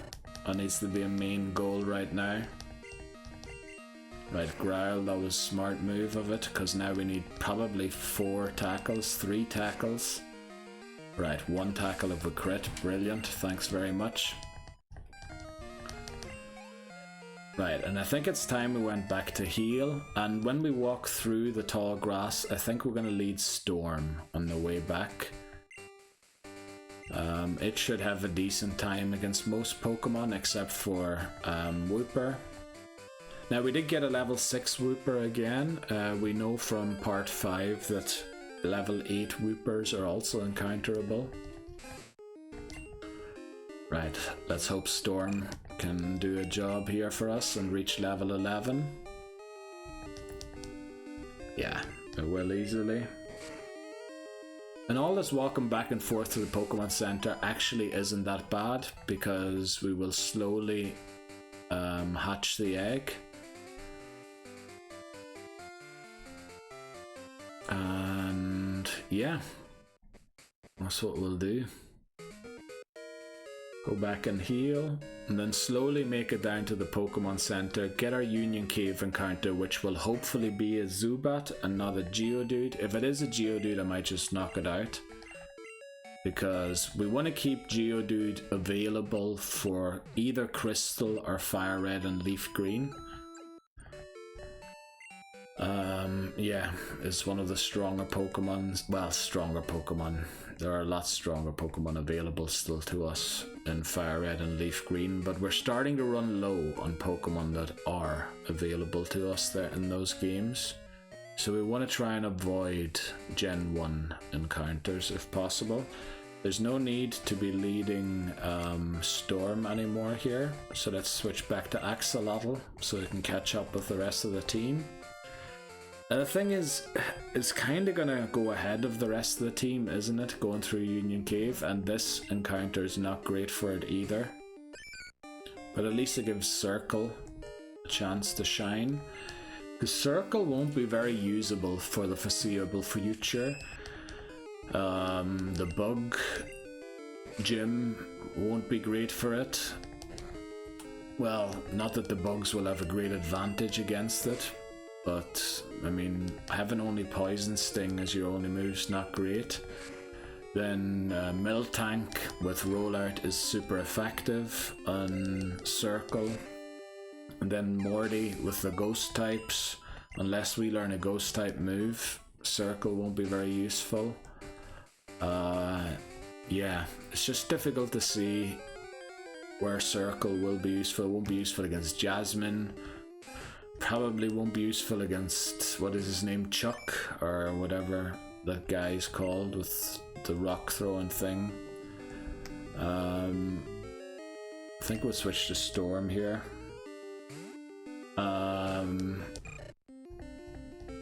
Yeah, Poison's just a really bad type. Like, what is Poison super effective against? Fairy, which doesn't exist yet. Grass. But that's it, isn't it? It's just those two types. Oh, that is a rubbish type, to be honest. well, it got a lot better because Fairy's so OP. But you'd still prefer to have a not poison type Pokemon use poison type moves than using a poison type Pokemon. Generally. But we want Circle as our trapper, because it learns a move, I'm pretty sure, that can trap other Pokemon, which will help us catch, for example, Unknown. There's also other ones. I know that Teddy Ursa can run, Fanpy can run. There's quite a few Pokemon that can just decide to leave the battle. Obviously the dog trio, or the guardians of the burnt tower, whatever you want to call them, Raikou, Entei, and Suicune. They all need to be trapped. Also, we need to keep routes available to actually catch those Pokemon as well. If you know what I mean. Like, we have to have routes where we didn't catch a Pokemon, where we can then sort of lure them to, not really lure them to, but wait until they're there, so to speak. Now this one has Horn Attack already, so we'll go into Weasel and use Mud Slap. I know it's not a great move, but lowering the accuracy and doing a little super effective damage goes a long way. That was a crit. If it crits a Horn Attack, I think Weasel might be gone.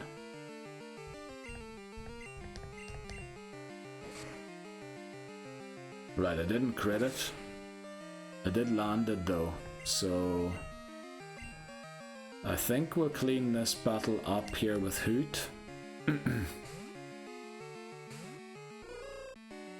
Will we make it to the Pokemon Center? There's a trainer with a Wooper to the south still.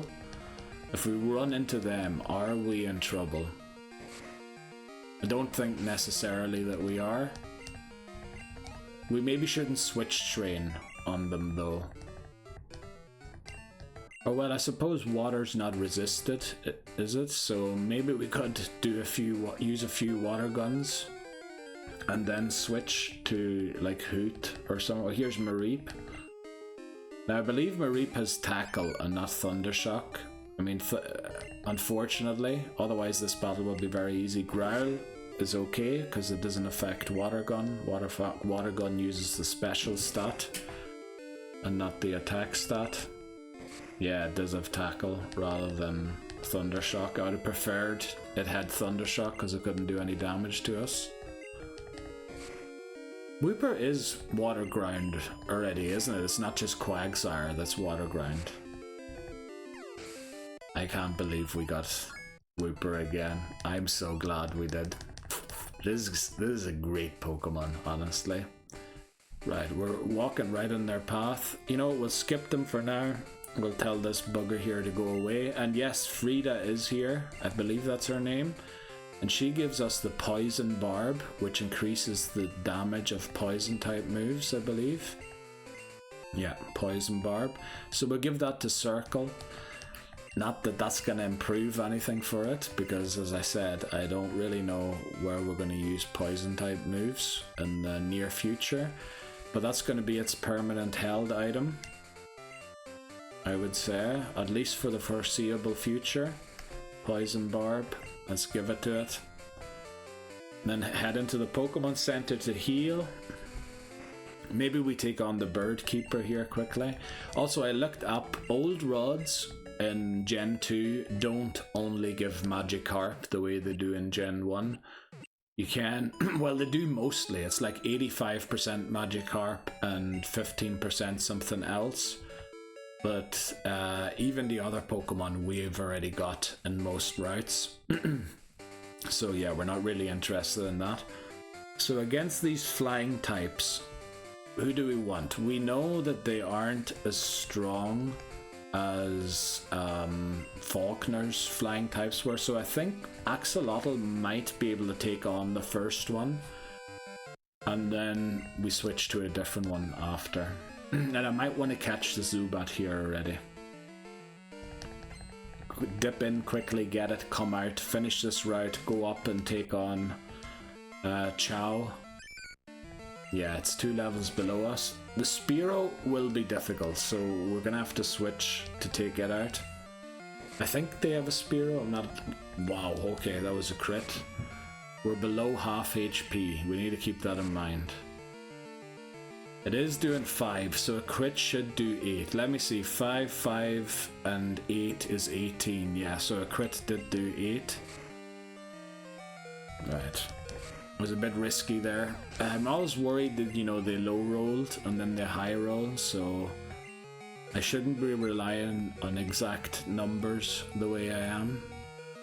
Let's get Hoot in here, because Weasel will have a great time in Union Cave, like Axolotl will too. So we'll give Hoot some training here. It should be close to learning Pack, at which point it'll be decently useful in Bugsy's gym. Hopefully we get there this time. Last time we tripped up right in front of Azalea Town, which is embarrassing, to be honest. Right, Spearow. We need a switch here. Spearow hits like a truck, so I think we use Weasel here. And if Weasel can't do it on its own, we bring in Storm. Look at that. A Peck does 8. Peck is supposed to be a rubbish. Flippin' hell, we get 1 tackle in and we need to switch. Storm? Uh-oh. How are we gonna... I hope Storm can take it out in 2 tackles. Right, this is doing a lot less damage. And it will take it out in 2 tackles. So long as we don't miss. Yes, okay. That was a bit of a tough battle there already. Like, not where I get a heart attack because something was bad, but like in the early gens, but still not great, to be honest. Unfortunately, Frida is blocking the Great Ball that's sitting where she's standing, so we can't pick that up just yet. Yeah, we'll head into Union Cave here and get our encounter. Hopefully it is a Zubat, so that we can drop Hoot Hoot and other Pokemon before they evolve, to leave the evolved form for Silver, to make Silver a little easier. Yeah. Who do we lead in here? I think Axolotl to scare off the Geodudes. Let's go.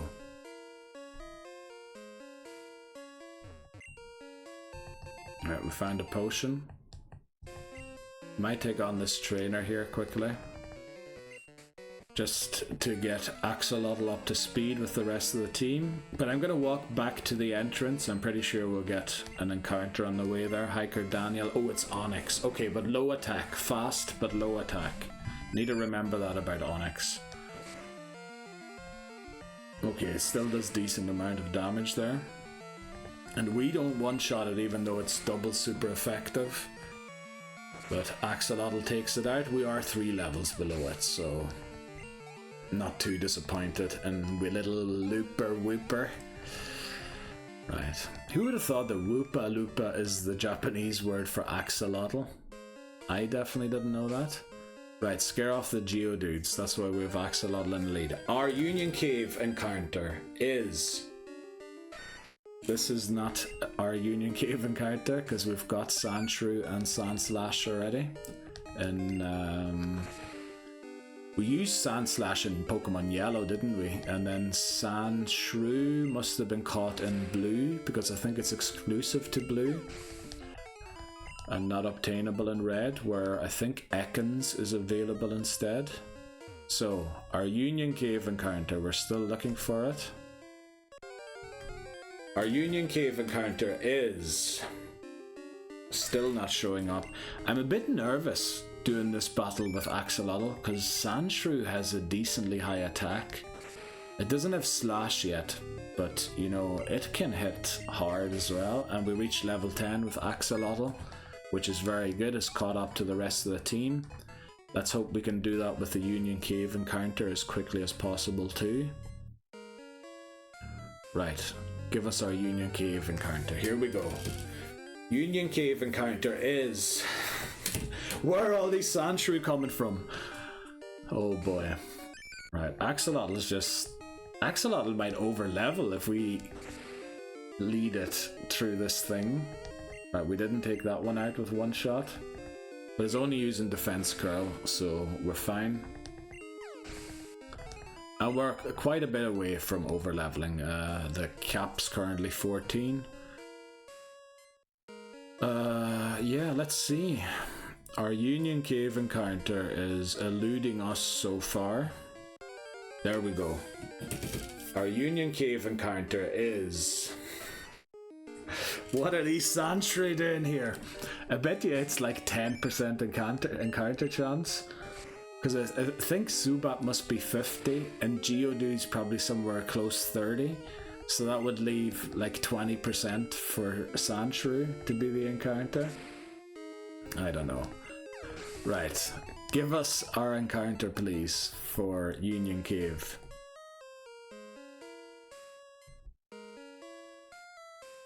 Right. Our Union Cave encounter is... I could have made it through this cave by now.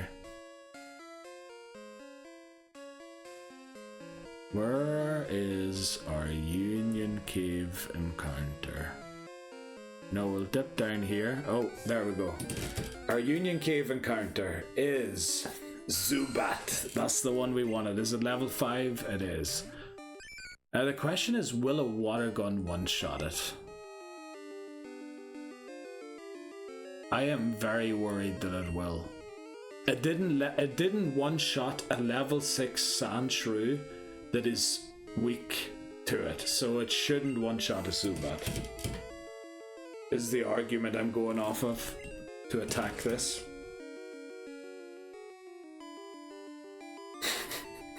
My heart was about to sink there. I was like, oh no. But yes, Zubat.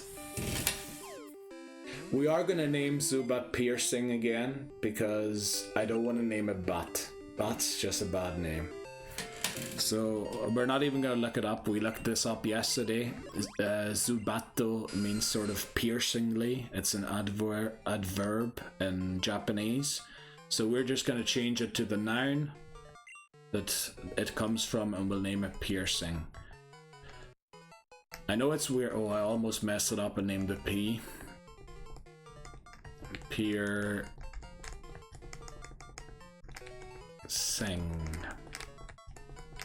Right, there we go. Okay, next up is Slowpoke Well and the Team Rocket down there. Yeah, there's nothing else until there, I don't think. Yeah, so Slowpoke Well up next.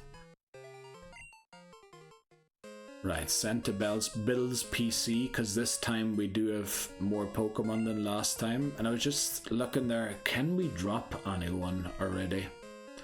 I kind of want to keep Hoot around because it will learn Pack and will be reasonably useful against Bugsy. Sentret, I don't really want to drop it. Is it time already to drop Spinarak? But I want Spinarak to be our trapper. So do we just go and hatch the egg then? What do we do? You know what we do? We're going to Bellsprout Tower and we're taking on fishermen along the way. So we're going to drop Axolotl, just briefly. We'll bring it right back again. But we are going to a place where there's a lot of grass type, or, well, not only grass type, there's also Hoot. But, yeah. Will it actually... It won't even be able to fend for itself there, will it? I mean, Bellsprout can barely touch it, but the Bellsprout will be like level 7 or 8. But it's still, we double resist Vine Whip. So I think we should be good. Should we switch train it? Now the thing is, this trainer here is a Wooper, and we have 3 Pokemon that we shouldn't use against it, which tells me we shouldn't mess around in that battle, and we should lead Weasel into it. Okay, let's take on this trainer, wait for him to spin our way. Yeah, no messing around in this battle. Then we'll head up, take on Chow. We'll take on the Fisherman as well on the way. What is their trainer class? Fisher, just. We can use what's he called? What's his face? Storm against the Goldeen, because Goldeen basically only has Peck as its attacking move. I love that it used Tail Whip because that is useless to it. So Weasel reaches level 11, very nice. And learns Quick Attack. That's great because now we have a move that is 100% accurate and it hits first all the time, guaranteed first hit, which is very nice. Let's tread through the grass here and see if we can get the Great Ball that's sitting up here. Okay. We get an encounter, that's where we're leading Piercing. Now Piercing, in my mind, should be able to win this. And I think will. Oh, we don't have Supersonic yet. Oh no. It's gonna take forever, but we're gonna win it. No, will we actually win it? We only have 14 PP for Leech Life. We even get a crit and I still doubt we're gonna win. Oh no, this is bad. But, oh well, we only get, no, this is level 6. Before we were encountering level, what was it? Level 3 Bellsprouts. And they gave us 36 XP, I think.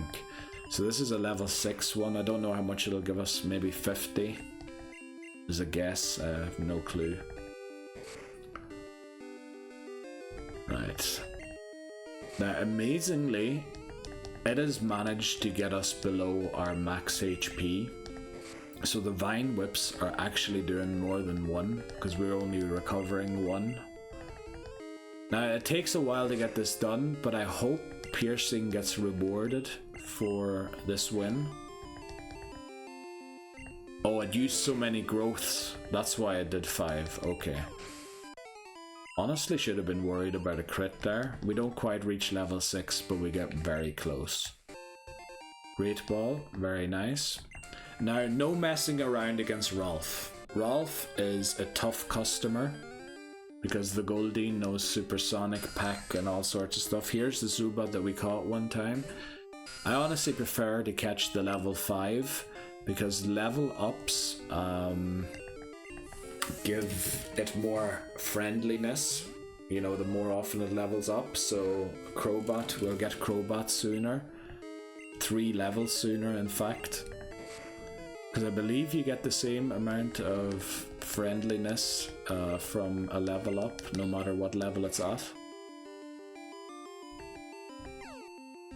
Right, use Supersonic. This isn't great. We might have to go to the Pokemon Center just to make sure we can beat the Goldeen. You know, to be definitely sure that we're going to beat it. Please don't... Yeah, that's what I was hoping that we wouldn't do. But we should still be able to beat this. But I think I want a fully fit... Oh, come on. What was that? That was 7 that we're doing to ourselves. So this next tackle should take it out. We're going to go to the Pokemon Center just so we have a fully healed team. Piercing reaches level 6. Very nice. And learns Supersonic. There we go. So it might be able to beat Chow's Bellsprout now by itself. You know, you Supersonic it, and then you just use Leech Life and hope it hurts itself a few times. We need to remove Piercing from the lead because we don't want to face Rolf with Piercing in the lead. That's just asking for a disadvantage in a battle that we have lost an attempt to already. So we're going to use Storm because Storm can't be used against any of the other fishermen. So yeah, let's go into that battle. Also, what I should remember to do is add Zubat to the Jeopardy Pokemon.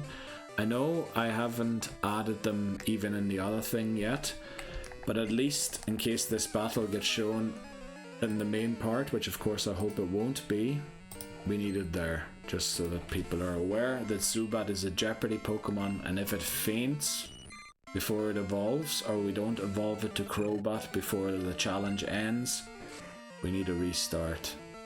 We're doing 0 damage, and its packs are going to do a lot here. We'll use a Leer ourselves. Right, we outspeed it. That's good to know because of the... How much It did 15 combined. So 8. 8 should be 12, but I'm not entirely sure that it is only 12.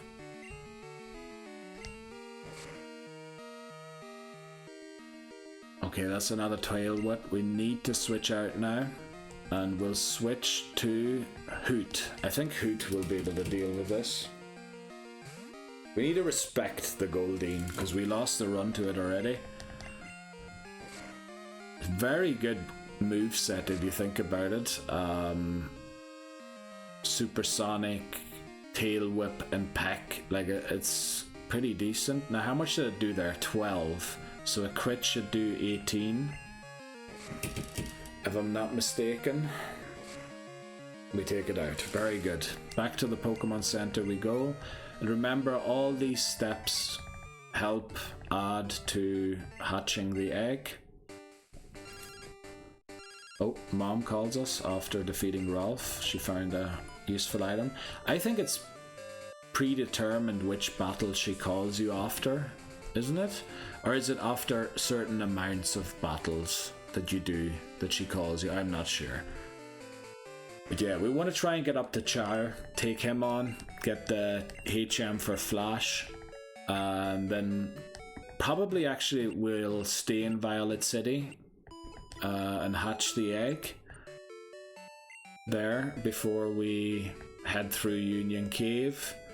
And then we might just about be able to reach Goldenrod City. We won't be able to take on the gym yet. We need to get to the level cap with a few Pokemon first. So yeah, this is the Magikarp one, isn't it? So actually Storm can take on this battle too, and I think we want it to. Right, we don't have the strongest team. If you think about it, we have a Zubat and an Egg, so it's not exactly a great team to be running around battling trainers with. So we want to get rid of the Egg as quickly as possible. We'll use Tackle here.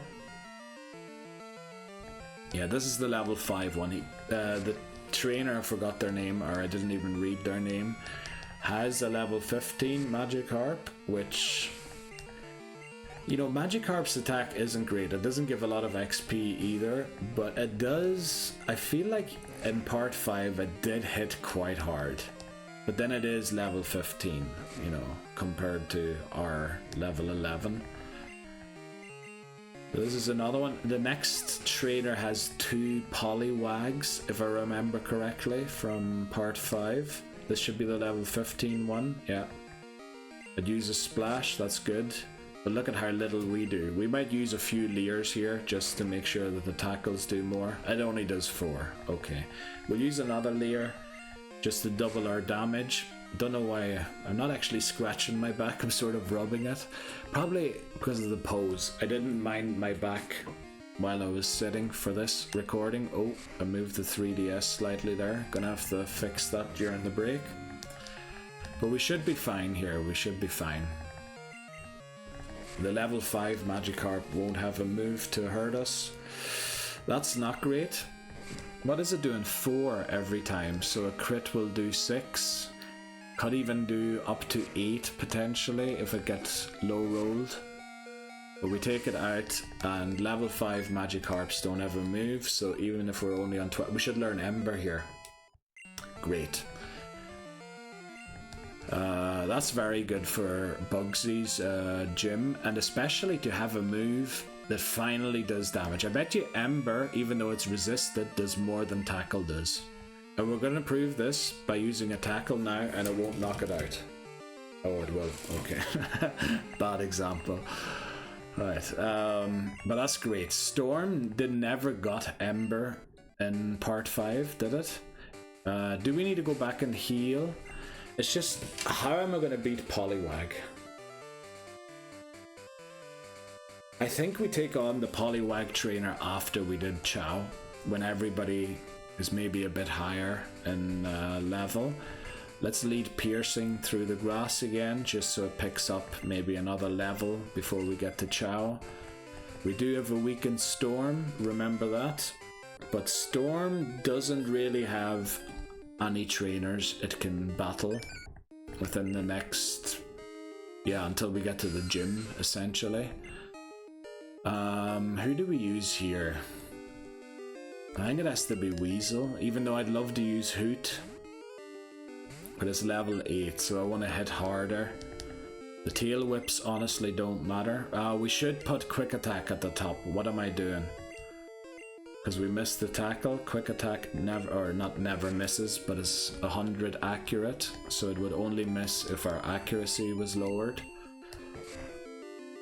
And there's no Gen 1 miss anymore, thankfully. That's not something we need to consider anymore. That was terrible. Gen 1 misses. Like, it never really cost us, but we were in a few situations where it would have. If it had occurred in the right moment. Right, okay, we got through that without a single encounter. I was hoping Piercing might level to level 7 before we get to Chow, but apparently not. So we want to see the Pokemon Center here first. 2 hours 20. We should be able to take on Chow. Probably even take on the Poliwag trainer. And then, yeah, we'll probably take a break at the Pokemon Center in front of Union Cave, and then really focus to get through there. Use potions and, you know, use the resources that we have. Not that we end up in that hiker battle at the end again and lose to it. I mean, that was the main reason. If I had to use the potion on Looper in part 5, we would have won. Like, yeah, do we have Hoot on us? We do. Oh, we have Ember now, so... Oh, we have Ember, which means the Bellsprouts are going to be a joke as well. Alright, let's go up and see Chow and our rival.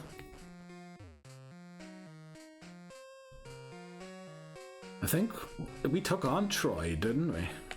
We did. Okay. There we go. I love how they fake a rival battle coming here because they play the music and everything. Like the first time you play, you think, oh damn it, I just walked up here, my Pokemon aren't very healthy. They play the theme tune and everything, and you think, oh no, battle incoming, and then you read, ah no, I couldn't beat him, I lost, so used an escape rope. Oh no, I think he wins, but Chow tells him that he's abusing his Pokemon and the battle style that he has. Let's get this escape rope. And then let's take on Chow. And we'll lead Zubat into the battle. I'm hoping to take out one Bellsprout with Zubat alone to gain a few levels. Obviously, if we lose Zubat, runs over immediately. And that'd be devastating. But I'm pretty sure the Bellsprout, you know, it's only a level above us. We'll use Supersonic first. We outspeed it. It's confused. I know that the leech lives won't do a lot, but add it with an odd hit to itself, we can oh, it's no longer confused. It only does 1 because it didn't use any growths. We'll use another Supersonic. Love that it hit twice in a row. That's unusual for us. I guess every Pokemon player will claim that it's unusual that a 55% accurate move landed twice in a row. You always think that the RNG's against you. Now it hasn't hurt itself yet and I got a crit, but Piercing should honestly win this battle. The reason we're going for the Supersonics is that if there's a second Bellsprout, we might have enough leech lives to, you know, take on the second one as well. Hurts itself, love to see it. Now it is definitely gonna no longer be confused, but we get a crit and the next one should take it out. It's confused no more. We have 20 HP, so I think if there's another Bellsprout coming out here, we should be good. If he sends out Hoot, we might have to switch. No, we have to switch if Hoot comes out. Does send out Hoot, but at least we get split XP from it. Let's see. Who is good for Hoot? I would say let's send out Weasel first to do some truck damage with quick attack. And then, okay, it does 6 to us, so a crit will do around 9 to 10, probably. Growl fails, that's very nice. I would love to send Piercing back in here so that it gets the full XP of the second Bellsprout. But actually what we're going to do is we're going to hit Bellsprout with one quick attack and then switch out and bring in Zubat again. Since we're splitting the XP anyway, we might as well, you know, help it out a little with doing damage. Yeah, Vine Whip does nothing even though it used growth. We're doing okay damage. I think we don't have to use Supersonic in this battle. We'll just take it out. Yeah, 1 or 2 more. Hopefully only 1 more. And then we have the HM for Flash, which is great.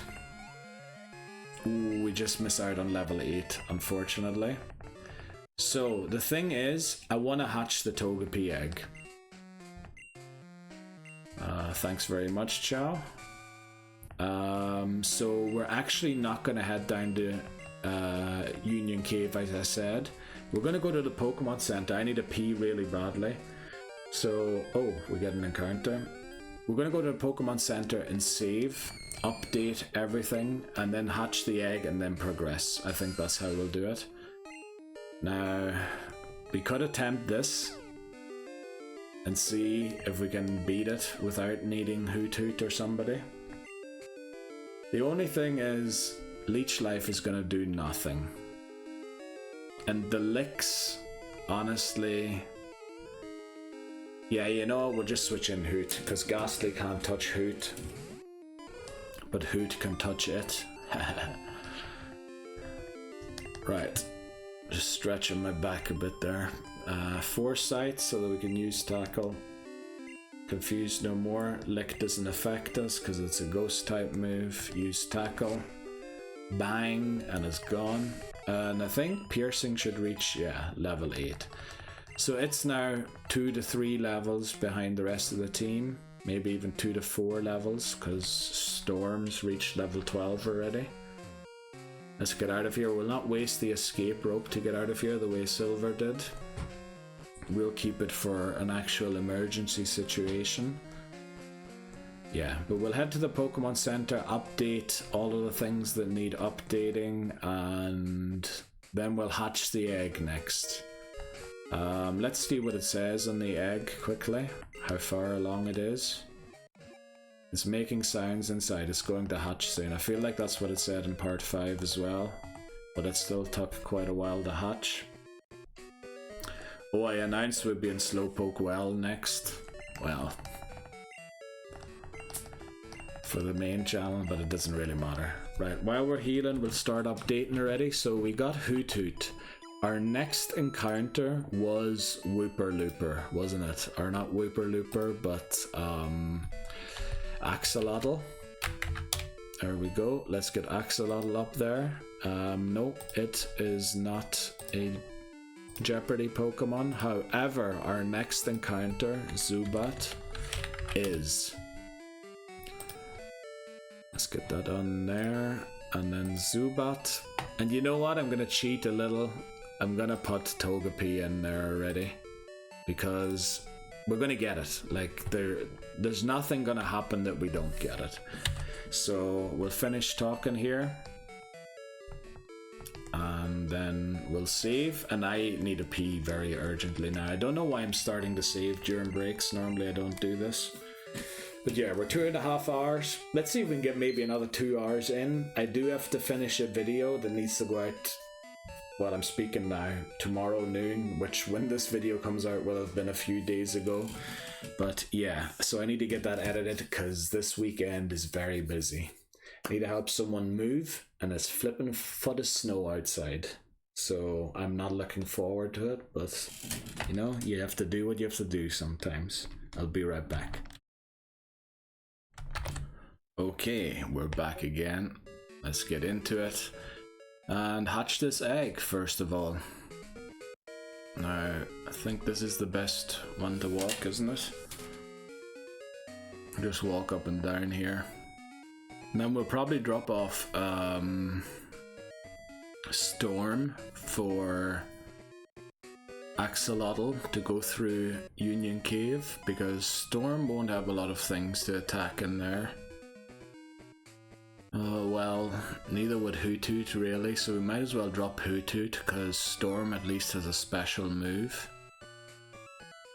And being level 12, as long as it doesn't get a rock thrown. I know we should be dropping Circle really, but I really need Circle to be our trapper. Pretty sure it learns a trapping move, I'm not sure which one, if it's like a spiderweb move or if it's the... what is the Lux move called? The one with the eyes that you can't run away anymore. I forgot about the name.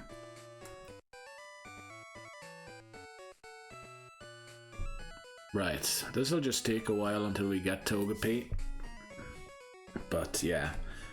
Now I can't quite claim that I've gotten my act together yet, because we aren't where we were yesterday, or on part 5, I keep saying yesterday, but part 5. Probably these two videos will come out within a day of each other, because yeah, I think the speedrun is going to be the week that this comes out. I'm recording this on Friday before the week it comes out.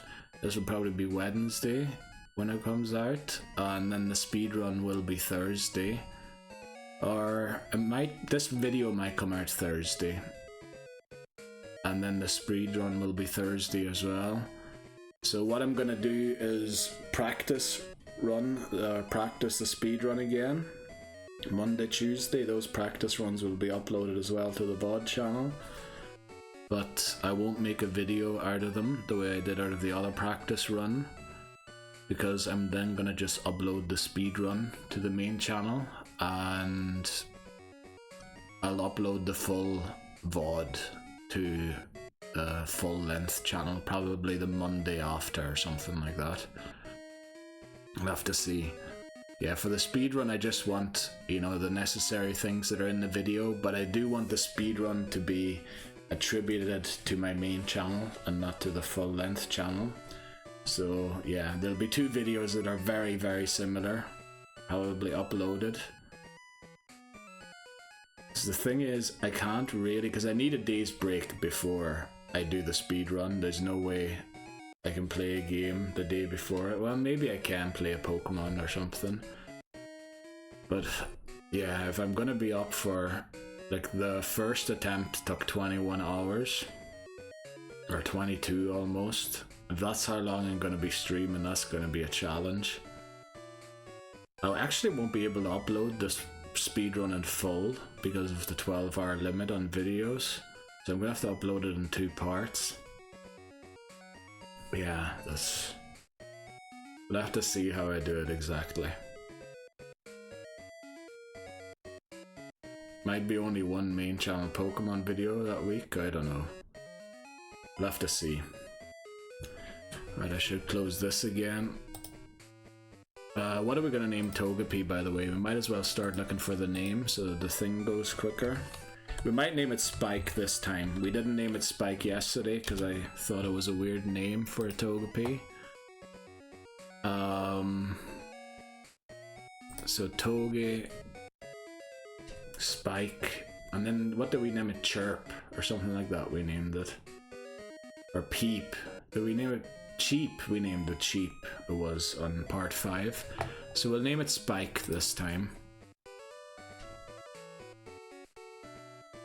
Yeah, we'll just walk up and down here until it's hatched, then get through Union Cave, and take on Team Rocket. That should be possible within an hour.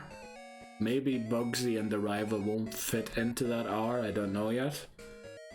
And then we'll head through Ilex Forest, get Headbutt. I don't know. Oh, there we go. Right, our Violet City encounter.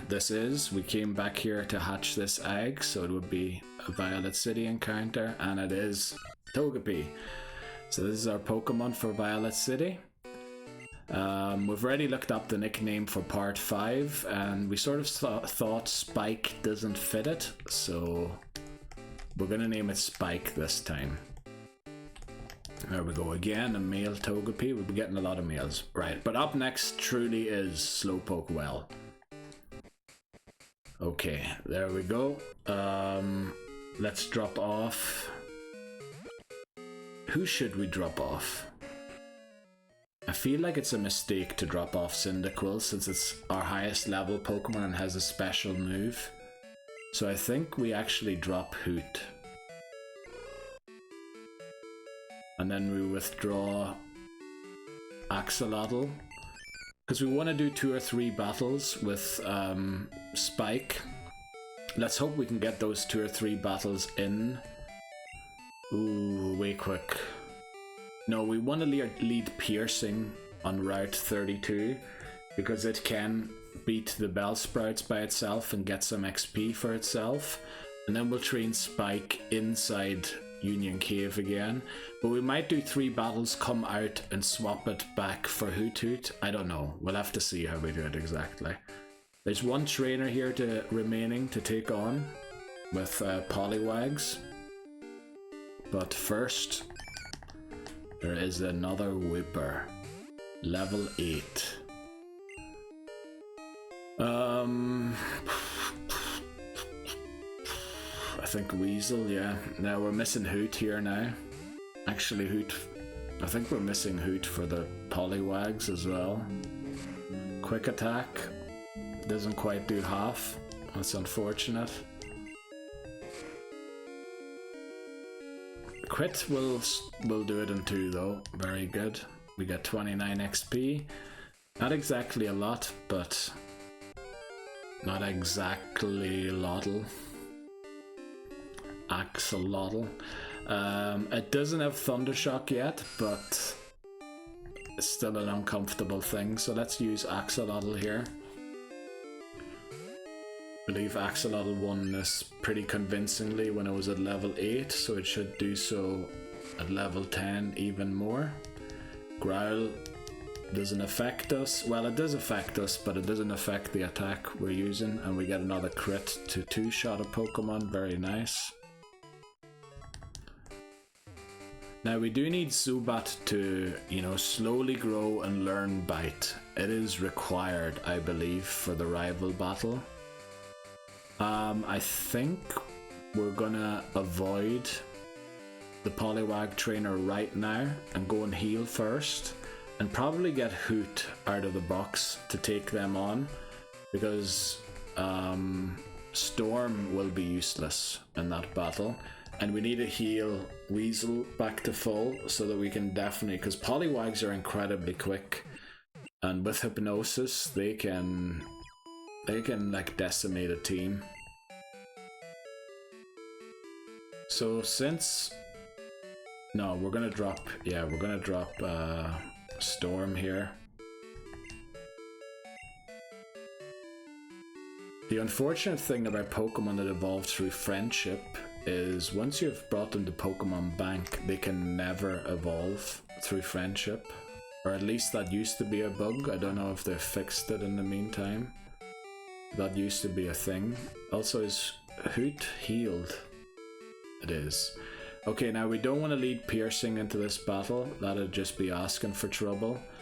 We want to get it knocked out as quickly as possible, and with Quick Attack we're guaranteed to land at least a hit before it puts us to sleep.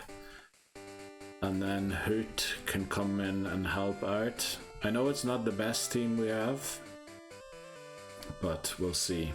It's 2 Poliwags at level 8, I think. Let's take them on. Right. Fisher, Henry. Okay. Poliwag out. Let's see. Weasel. We're going to use a Quick Attack here. Hopefully we do about half. Oh, yes, we do. Very nice. We're asleep. That's what I was talking about. Poliwag might have outsped us, so we want to keep using Quick Attack here. It only does 3 damage, so unless we sleep for 5 turns, this Weasel will get in an attack on the second Poliwag. In fact, it now guaranteed will. Reaches level 12, so it's now on par with Storm. Very good, so we'll do half here again, and then we'll probably be put to sleep, and then we just need to wait till we wake up again. Yeah, this battle turned out a lot easier than I thought it was gonna be. Oh well, I suppose, no, even if we sleep for 5 turns we win this, but I'd have to get 4 crits to make this dangerous for us. And we would need to sleep for 5 turns, so I think we're good. Right, what's the team through Union Cave? Definitely Axolotl and Weasel. They're the 2 Pokemon that can hit fire and rock types for super effective damage. We need to wake up now. Yeah, we do. Very good. There we go. That trainer definitely had good AI, or good, what do you call it, programming, because it knew to use Hypnosis, and once it was asleep to use only Bubble, and it probably would have used Hypnosis again if we hadn't knocked it out with the second quick attack. So let's heal back up. I think we've taken on every trainer before this thing.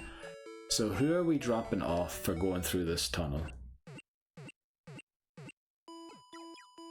I don't think it should be Storm. It has to be someone. I think, you know what, we're gonna drop off Spinarak. I think that's the best idea. Even though I worry it's gonna fall behind because we do so. I just think Circle isn't gonna do much in here. And then we'll go and withdraw Storm again. We will be picking up the Charcoal as well. Unfortunately, we only get the Charcoal after the rival battle, so we can't have the Charcoal for Bugsy yet. I know we already took on that trainer, but still. Right, we want to lead Spike through the tunnel, and then hope that Axolotl can clean up any battles that we get ourselves into. Right, let's go. We don't want to lead Spike into trainer battles though. We want to leave the trainer battle XP for the actual Pokemon that need it. And Axolotl's at level 10, whereas Weasel's at 12, so we'll switch Axolotl to the top here for these. Oh, okay. Spike just missed out on a battle, but I guess that can happen. Right, wow, the Sandshrew outsped us, so Axolotl is very slow. Very, very slow, and in fact still doesn't one-shot a Sandshrew. So we have a few potions still, I think, which will come in very handy. Let's take on this trainer. And then switch back to Spike in the lead. Actually, we won't switch back to Spike yet. We'll take on the other trainer first. Nah, we should. I don't know. Let's take out these Geodudes. They should all be one-shot because they are double weak to water. Or twice weak. Both types are weak to water that they have. There we go. That's level 11. We learned Slam. We learned that move in part 5 as well. I think we didn't have Ember on Cyndaquil yet on part 5 yet. So yeah, if we make it to Goldenrod City, I might start renaming the videos for the main channel to Attempt 12 Part 1, because it looks like we might be doing well. We'll have to see.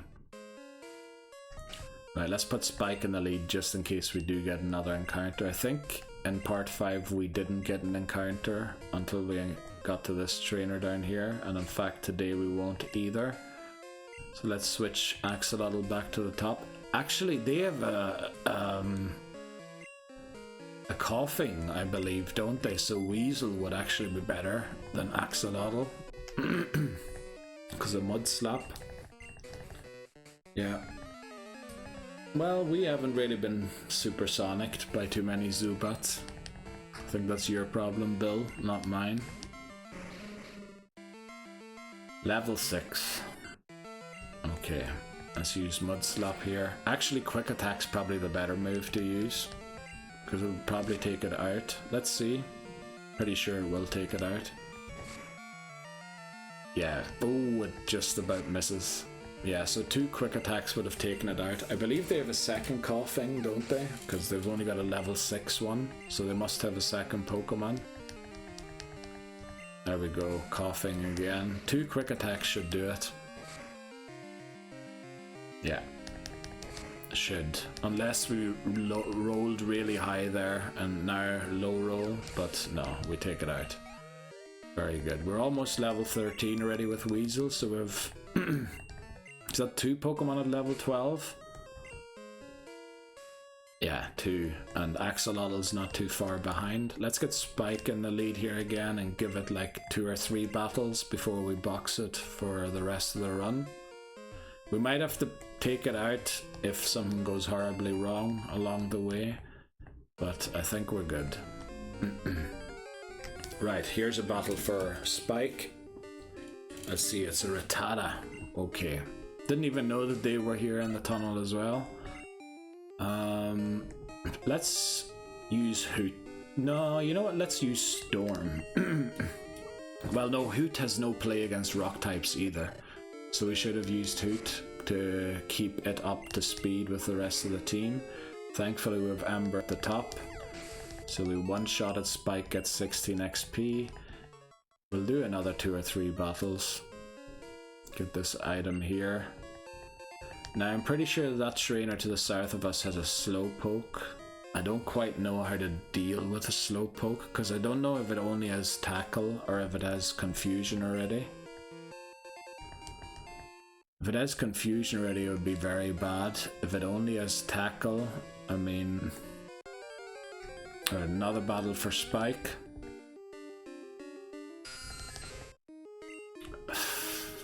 I'm almost inclined to metronome here and see what happens. But we won't. Let's use Hoot, actually. We'll barely get any XP for this, but...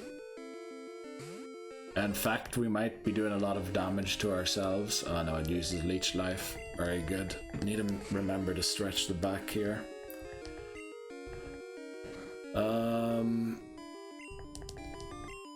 Yeah, there we go. Tackle done. Yeah, it's only 19 XP.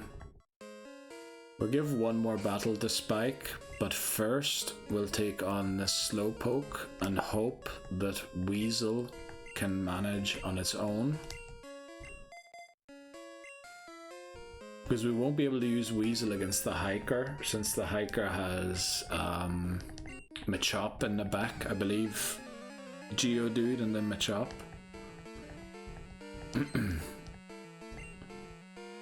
Larry as a Slowpoke at level 10. Let's see, we're going to use Quick Attack here. High Defense, Tackle. Does it have Confusion as well? If it does, we might have to say goodbye to Weasel. Tackle misses, as it is known to do. Right, how much does it do? It does 6, so we're good here to attack once more. And in fact, we're good to attack once more no matter what. I did 7 that time. But yeah, Quick Attack is unlikely to miss. I just feel a bit bad training up Weasel when I know I'm going to drop it eventually. Especially now that we have Axolotl. We won't need it to surf, but yeah, let's put Spike in the lead again. And I did talk about using potions this time, didn't I? So let's use one on Weasel just in case we get into a situation where we need Weasel. Like, I'd prefer to waste the potion than restart the run yet again, which is partially what happened in part 5. At least on the first attempt in part 5. Right, this is probably Spike's final battle. Geodude. Right, level 8, actually quite high level there. Let's go for Axolotl.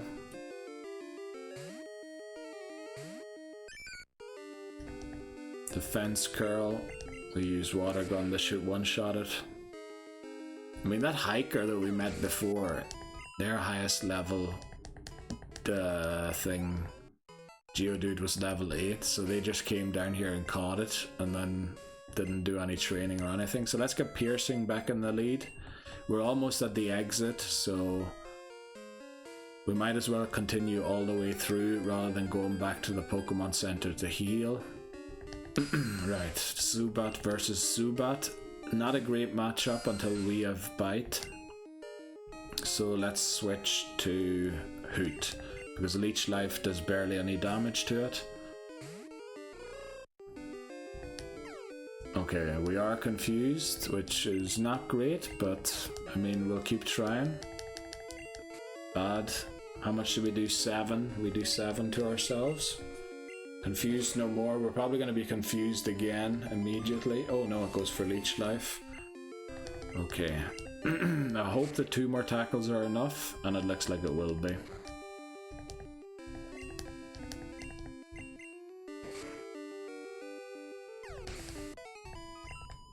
There we go.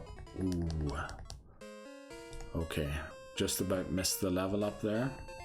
I think we would learn Peck at 11, don't we? I'm not sure if it's 11 or 12. Let's get out of here. We're leading Piercing still, aren't we? Yeah, okay. Already got the item to the south there. So a Fire Breather with a Vulpix, if I remember correctly from yesterday. This is a great encounter here, because it will get Hoot to level 11, where it hopefully learns Peck, so that we have a move that we can use on Machop.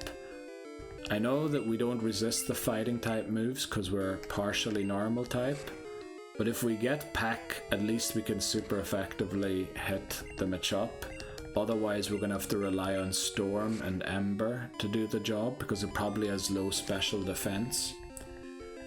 But we're in a way better state coming out of this tunnel than we were in part 5, so I have a feeling this run's going to go a little further. We do learn Peck as well, very nice. So since we don't want to come out of here too injured, you know what, we are going to lead Piercing into the battle. I want it to catch up to the team and learn Bite. It needs to learn Bite to be able to fend for itself, because this way it'll not be able to. And if we keep protecting it from certain battles, it'll never get there. So Ray has a Vulpix at level 9. Let's switch to Axolotl.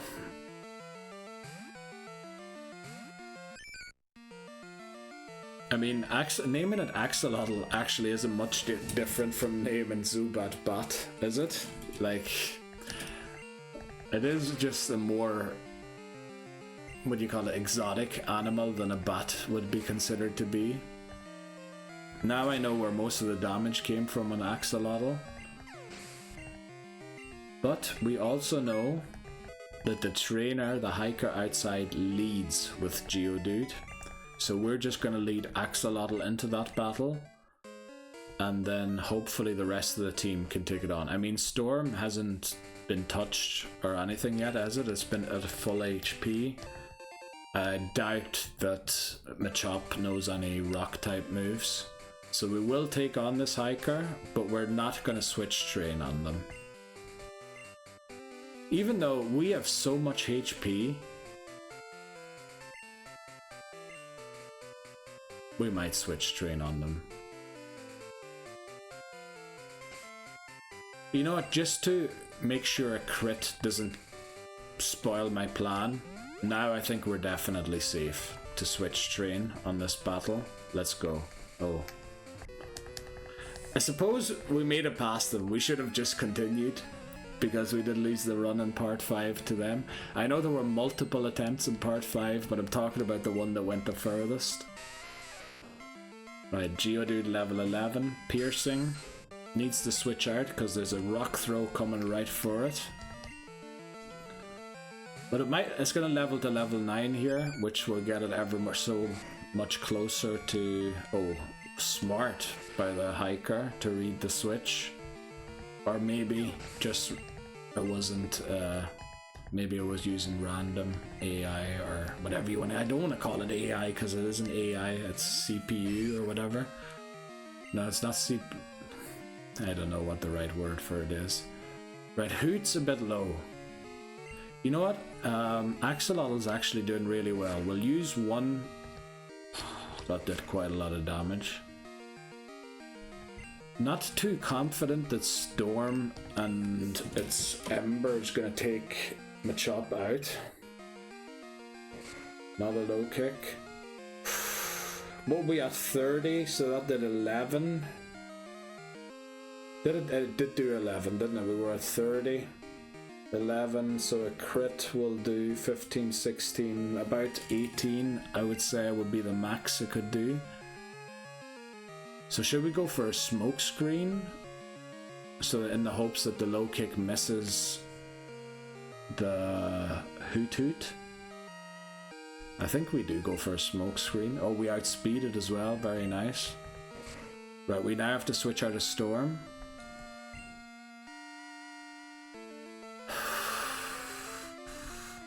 The thing is, we can't use Weasel. That's really bad.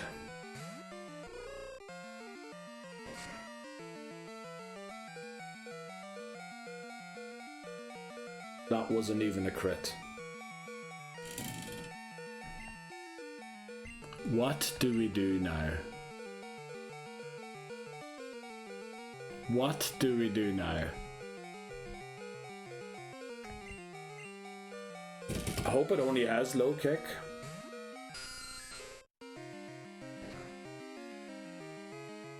We double resist that move. Can't believe Zubat's coming to the rescue. Oh, please confuse it before we find out that it does have another move, but it mustn't have because it used low kick twice in a row. Thankfully it can't miss hurting itself. Right, don't snap out of your confusion because we have no great moves against you. Please hurt yourself. Yes. Not to quite do it as much as I had hoped there. We should have leered. We should have leered with I can't believe that Zubat's actually winning us this battle. Of course, it makes sense. It's poison flying, so it double resists the moves. We get it confused immediately again. I thought we were in trouble again in this battle, but I think we're good to go. We'll just heal back here and make sure we confuse it again. We're gonna have to make it take itself out. And we did. Right. We officially got further than on part 5. Well done. We split the XP by 5 Pokemon there. Right, take that, Anthony, and leave us alone from now on, right? Let's get out of here. Let's get to Azalea Town. Oh, I love this music. Azalea Town's music's pretty good. Azalea Town and Goldenrod City. I love the music in Goldenrod as well. Brilliant theme tunes. Gen 1, probably my favourite song is the Victory, not the Victory Road song, but the Route 23 song when you go up to, before you go into Victory Road. Or Route 1. The Route 1 song is brilliant. And in Gen 2 it's definitely Azalea Town and what do you call it? Goldenrod City. Well, I haven't listened to the full soundtrack in a while, so that might change if once we get through the game. We want to drop off Spike. Yeah, in box 1. And then we want to withdraw Circle again. And then what we want to do is change box to box 2. So that we put the Pokemon that are ready for transfer, that we don't intend on using anymore, that have taken part in a few battles in box 1, and newly caught Pokemon go to box 2 so I don't mix them up with each other. I believe everybody should be healed. Also, this guy here looks like he goes fishing. You wouldn't have a rod for us, would you? Nope. Okay. Right, let's go and see Kurt to free up the way into Slowpoke Well. I don't know what's up with my throat all of a sudden. I got the white apricorn. The thing is, in gold and silver, you can only do one apricorn a day, even if you have multiple of them. I think in crystal is where they added the option to do multiple apricorns a day. Which is weird, because like once you get to acrutique, flipping hell, I can't say it anymore. Acrutique, that sounds right. Is that it? I don't know. I'm gonna have to read the name. So that guy seems like he gives me something, but I don't know. Right, let's head into Slowpoke Well. Wild encounters are Slowpoke and Zubat. Team Rocket have their usual poison and Rattata types. And oh, actually this song sounds pretty good too. Right, let's take on the first Rocket Grunt. Oh, I don't even know who I'm leading or what I'm doing here. That sounded a lot worse than it. I do know what I'm doing here, but I don't know who I'm leading. That's the thing. I don't want my phone to fall on the floor, sorry. Right, we're taking a new position here, which is now possible, which wasn't possible in the old setup. Right, a level 9 Rattata. That would honestly wreck Zubat, so we honestly don't have a great answer for that. This is where Geodude would be handy. In fact, I'm considering leaving Pineco until we get a Geodude. Maybe we have to go for Geodude in Crystal, just to make sure that we can beat Falkner. And also, the Pokemon that are available to us will be heavily reduced by the time we get to Crystal. So then we might have to rely on Gen 1 Pokemon. Another Rattata. What did it do? 12, so 18 should be the limit. Okay, we need to switch out here. These Rattatas are honestly quite tough. Does Axolotl have decent defense? It has to have some decent stats to make up for its bad speed. Yeah, its defense seems to be one of the things that makes up for its bad speed. Okay, another water gun, and then we're good. Ooh, okay, a crit. We should probably go out and heal after this. I know switch training on trainers is never a good idea, especially in Nuzlockes, but I really need Zubat to catch up to the team for the rival battle. The rival battle will be at level 16, the cap will be. Level 14 is for the final Rocket Grunt in there. Basically, I just looked up because of the villain team. They don't really have a leader in Gen 2 since Giovanni disbanded Team Rocket after Gen 1. And I think they're looking him to come back and like recreate Team Rocket again or start them up again. I think that's what the story is behind Team Rocket. That's why they take over Radio Tower in the hopes that they can reach him somehow. But yeah, so they have executives later on in the run, but I think just every time that they've taken over a place, we should take their final boss as like the level cap. Like when they take over the Radio Tower, the final boss should be the level cap. Or alright, this is not great. We're gonna supersonic it. Oh no, we were slower than theirs. That's unfortunate. Sorry, the TV was gonna turn off there. Right, okay, we're both confused, which allows for a switch here into Hoot, who at least resists the leech life. But I suppose so does Zubat. But we don't have Bite yet, that's the biggest issue. Oh, we have Peck. We should be using Peck because it's more accurate. I feel like Peck has lower base damage than Tackle, but it certainly didn't feel like it when we were battling those Spearows. But then Spearow just has a high attack stat, doesn't it? It really hits like a truck. No defense, all speed and attack. Well, obviously there are better Pokemon than it, but it's kind of its MO. What do we do here? Do we stay in? Yeah, I think we do. Right, Rop thankfully isn't broken the way it is in Gen 1. I can still move and attack. I just lose a bit of HP at the end of every turn. I might get poisoned here, I do. But we have antidotes. I think we might be able to fit in another rocket grunt here before we leave again. Right, the next pack should take it out. Let's hope we live until the next pack, because we're taking rap damage plus poison damage. Right, okay, Rocket Grunt was defeated, very good. Let's use an antidote to make sure we don't stupidly lose Hoot. Now, what are the odds that Hoot is the only Pokemon good against the next Rocket Grunt? I think basically 0. So we'll take on one more Grunt here and switch train on them. However, the final one, maybe we shouldn't switch train on, since they are level 14. We haven't reached level 14 yet.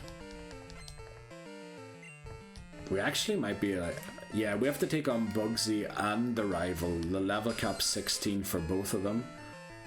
So yeah, if we give Circle a go here. Circle hasn't battled in a while, and it's almost, I mean, Zubat's almost overtaken it when it comes to experience or levels. We don't know how much experience it has. Now, it did land a thing there, a Tail Whip, so its quick attack's going to do quite a lot. Oh, not too bad, 8 only. But a crit would do like 12, I'm guessing now. So we need to be wary of that. But it should be gone here. Very good. So Circle's gonna get some XP again for the first time in a while. The Zubat will switch to Hoot here again. Oh, maybe not Hoot. Do we switch to Weasel maybe? I don't know. Hoot isn't very, yeah. If it got confused and hurt itself, we might have been in a spot of bother. They have one more Pokemon after this. Wonder what it is.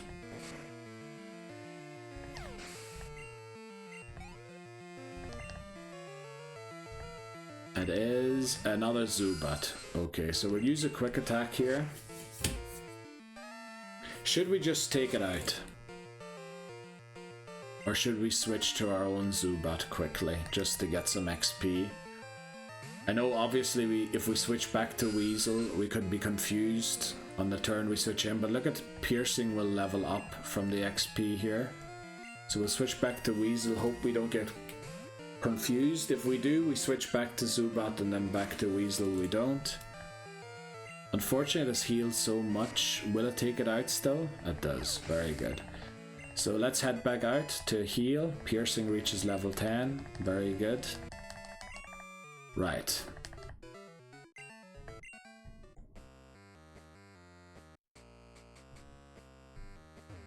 Let's get out of here and heal back up and then take on the rocket leader, so to speak. It's not really a leader. And we're also only at 3 hours 08, so we can start taking on the gym and then probably Bugsy, take a break. Or no, prepare for Bugsy, take a break, then take on Bugsy and the rival and make our way to Goldenrod City. And then just train off of the trainers there. Thankfully we have Storm around this time, because we encountered a few steel types last time. And yeah, what sort of moves does Coughing have? Would Coughing be able to one-shot Zubat? I don't think so, would it? Right, there's a wild Zubat, that's a Dupes Claws encounter.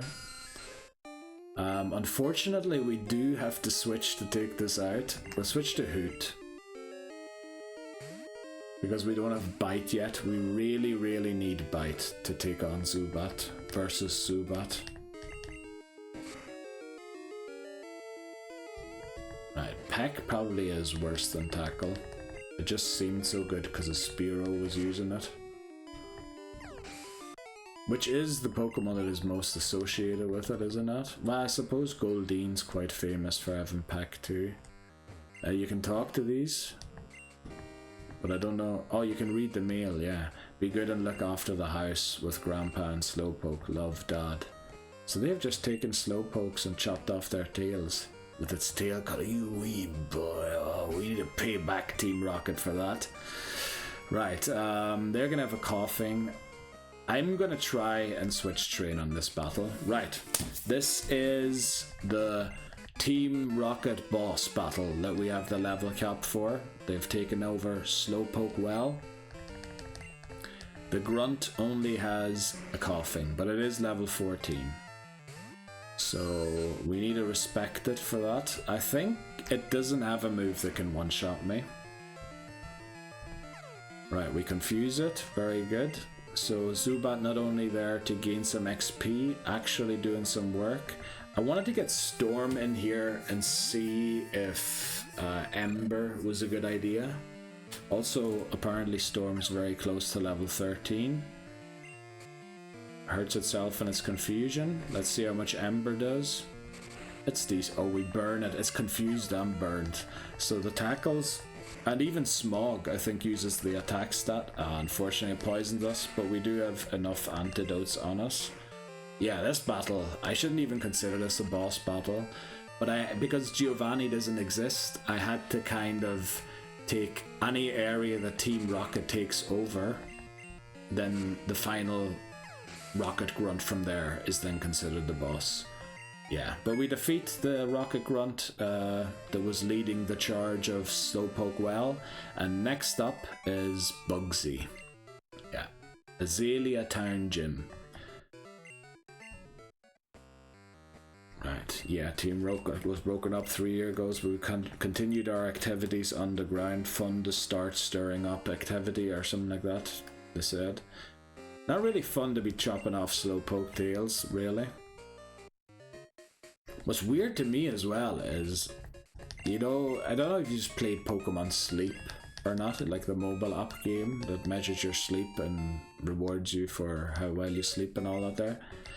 One of the ingredients for cooking that you can collect there is Slowpoke tail. Like, what the flip are you doing? Wasn't it all about that it was bad to eat Slowpoke tails, and then they release a game where you actually feed your Pokemon Slowpoke tails? Wait, bit weird. I know it is a very famous, probably the most famous item, edible item from Pokemon, but still, to include it in that game and feed it to you, like, I don't know. I don't like see much wrong. I can feel a bit of a draft coming from somewhere. I wonder if there's a window open or something. It's freezing outside. Right, we took them out very easily. We're back to full health. Let's just start taking on the trainers in here. Now my question is, how did we get Zubat to learn Bite in that one attempt when we made it to the national park and then lost because we fled from some Kern? Because we had it have Bite by the time we encountered the rival. But how am I going to beat this with Leech Life and Supersonic? So I need to switch. And I will switch to Hoot, because Hoot is lower than Thing. Oh, I forgot to update the level cap. Let's do that quickly. Info level cap is now 16. That's both for Bugsy and the rival. So I should go into Bugsy slightly under-leveled. Let's use a pack here. It's using Scary Face. Now, does Ladybug have a move that will one-shot Zubat? I highly doubt it. Will one pack one-shot Ladybug? I highly doubt it. Oh, but it confused us. So we're going to switch to Zubat. Just to undo the confusion. Okay. It doesn't have Comet Punch yet or anything, does it? It learns that when it's Ledian. Or Legion. Don't even know how to pronounce those names. But I think there's a chance here that Hoot and Piercing level up in the same battle, which is very nice. Very nice that we missed that, or that they missed that. Piercing grows to 11. No bite yet. And unfortunately, Hoot doesn't get 12. And the thing is, we don't have many other places to train. This is the only place, really.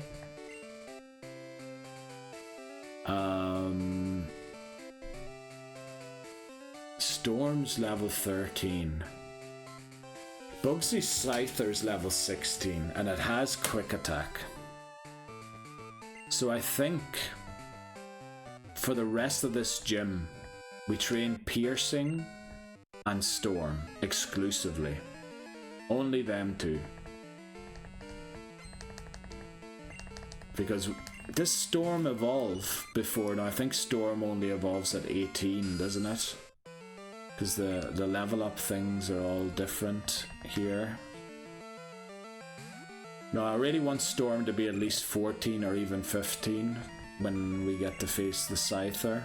We might have to use Storm against the Metapod and the Kakuna, so that it can level to 16 to face the Scyther, but then we might run the danger of over leveling it for the rival battle. But then what's it going to do in the rival battle? The rival is Ghastly, Zubat and Croconaw, as far as I remember. Let's confuse it before we switch back, just in order to hope we don't get poisoned, so we don't have to leave the gym. We wouldn't have to leave the gym with antidotes, but I kind of want to spare them as much as possible. And we need to buy repels, because we need to repel an Ilex Forest to avoid Oddish and Paras, and then we want to get a Headbutt tree encounter again, which I think is going to be a Pineco, so we need to prepare for that somehow as well. Oh wow, it lived in Ember. You've got to be joking me. Right, at least it didn't... oh, I shouldn't have gone for Tackle, because it's inaccurate. Right, yeah, let's move on. Al is down and defeated. I believe this trainer here has like... I feel like this was the trainer that I leveled Zubat to 15 on. Where did I flip and train Zubat to get it to level 15 on that run? Did we only have like 4 Pokemon or something? And then I just found a way. Because, I mean, even this battle I don't think is very comfortable. Like, we will win it eventually, but look at that. That's just terrible. Oh, this trainer has Weedle, Kakuna, and then Beedrill, don't they? I think they do. So, somewhere, we'll give the Weedle XP to Piercing. And then... maybe we'll try and give the Kakuna experience to Piercing as well.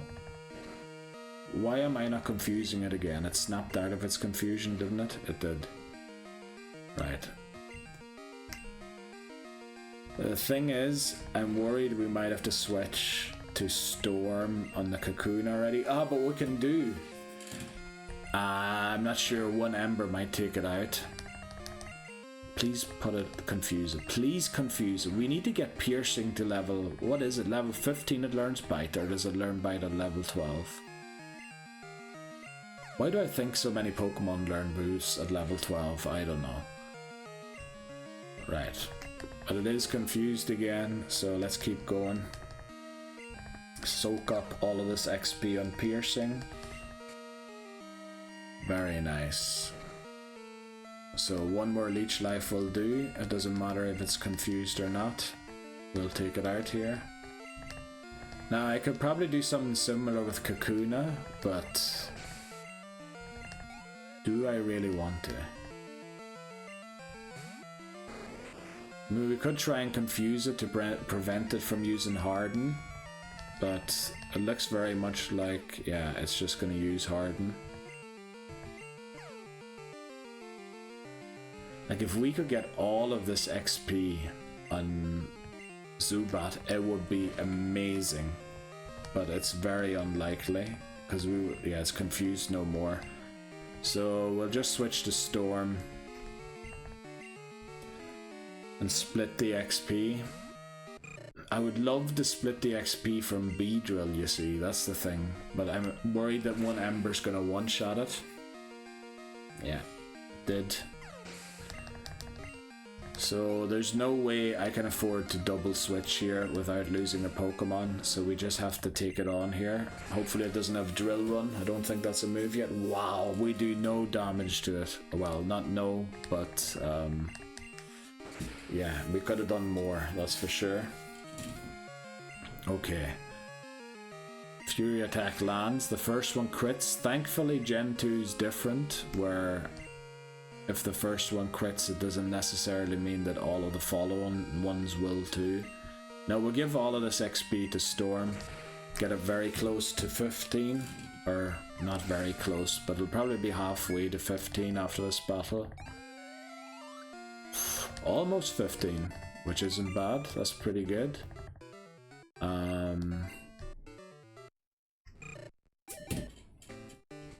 Right, this will make Scyther a lot easier. I didn't think that was going to happen here, but yes. Okay, we have Quilava. Very good. Very nice. Right, where are we bonking into them? So there's another trainer here. Are we in any shape here to keep... Yeah, we're in great shape, honestly. So I want to get Hoot to at least 12 as well, although there's no point in getting it to 12, is there? I won't learn any special move there or something.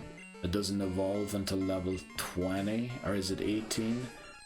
Oh, this Pokemon hates Peck, but you know what? It also hates Leech Life.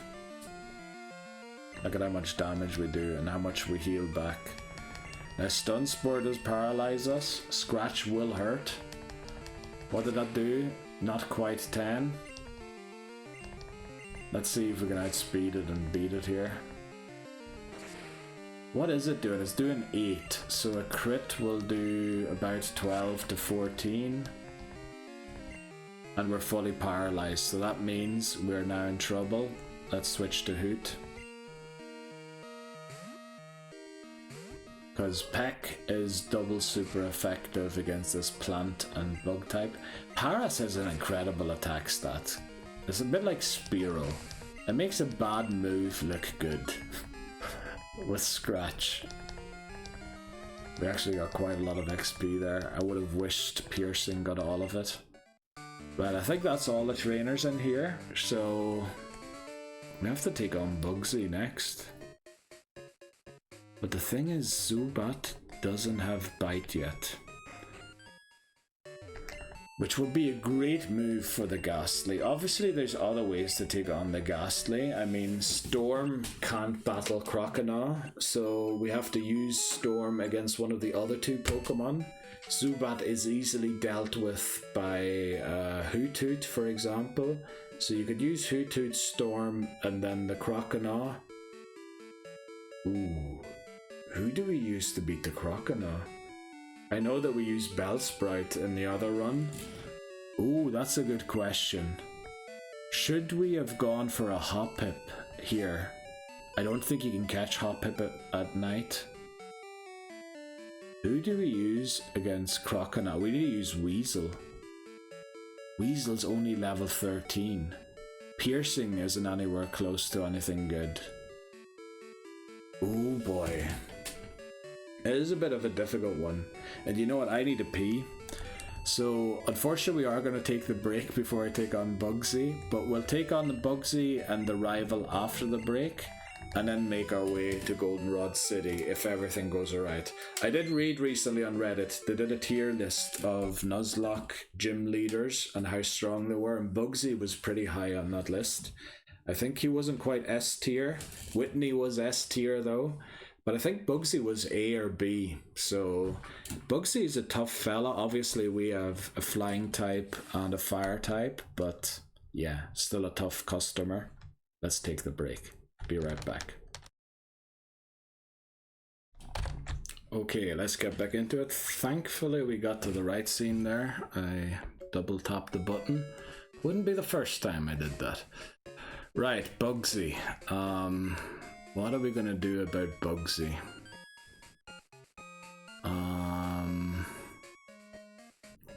How are we gonna beat Bugsy?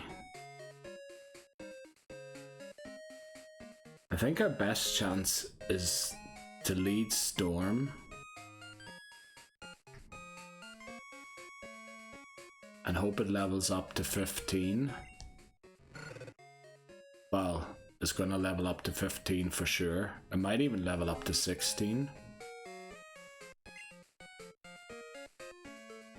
What's plan B? Hoot Hoot.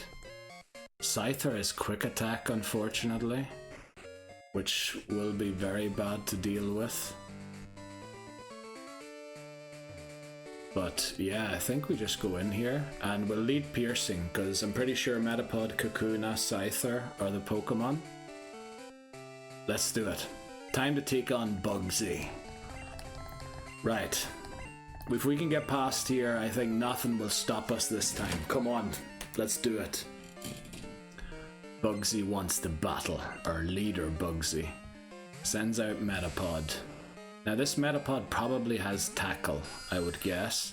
So before we switch out of Piercing, we're going to leave it confused. I don't mind if it gets a Tackle in here, or String Shot. Okay, but it failed. And then we switch to Storm. And Storm is our big bet in this battle, Quilava.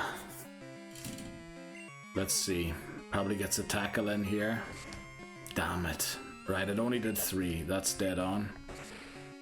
Question is, once Scyther comes out, do I smoke screen or do I just Ember all the way through?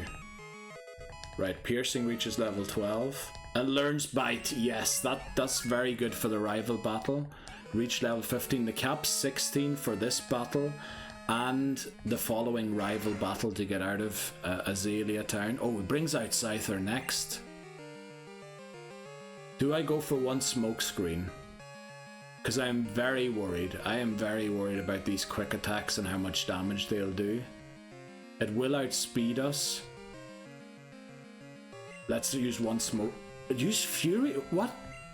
What are you doing, Bugsy? What are you doing, Bugsy? Are you trying to build up 5 Fury Cutters? Or here comes the quick attack. Right, I didn't memorize how much HP we had, but I'm pretty sure we live a crit. Right, it did 10, which means it would take us out now. Who do we switch to? Who do we switch to? I think we switch to Weasel. Weasel hits the hardest of our remaining Pokemon. Damn it. That was over half. But we have quick attack. But it is quick attack as well. And it's going to be faster than us, isn't it? And it's not... If it sees a KO with quick attack, it's not going to not use quick attack, is it? Do we hope that it misses because we got one screen, a smoke screen in?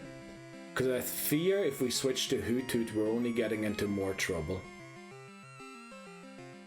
So I think we go for quick attack and maybe we lose Weasel here. Let me look at other options. Axolotl has pretty decent defense. The question is, will it live 2 quick attacks? Especially will it live a crit quick attack and a normal quick attack? I don't know. Storm would have lived a normal crit attack but not a crit, which is why we switched out of it. Do we hope it misses or that it doesn't go for quick attack? Because I don't see... Switching is just going to get the next Pokemon into the same position that Weasel's in. Let me see quickly. Let me see our stats.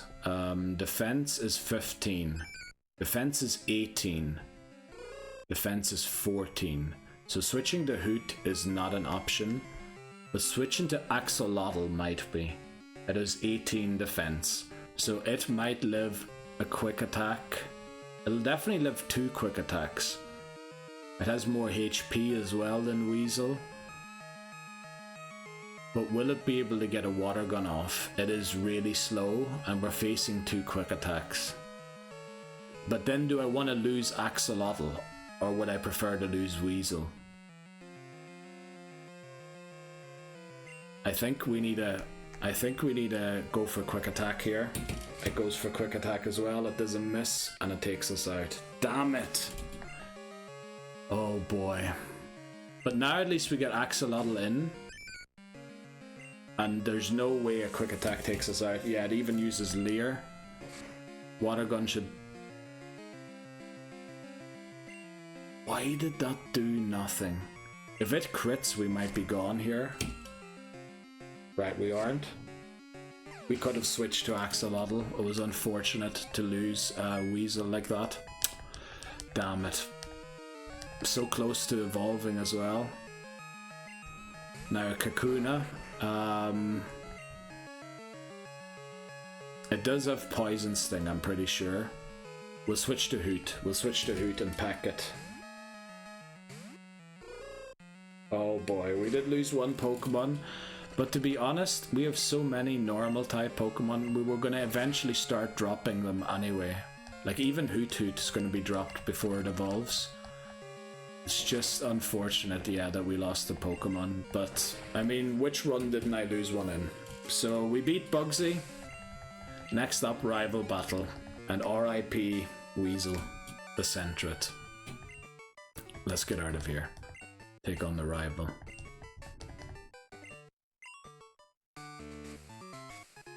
Right, we get the Hive badge, but very unfortunately, we lose a Pokemon. So let's update that because the rival battle's up next. I want it to be up to date for when I do the next thing for the main channel. So let's also update it here quickly.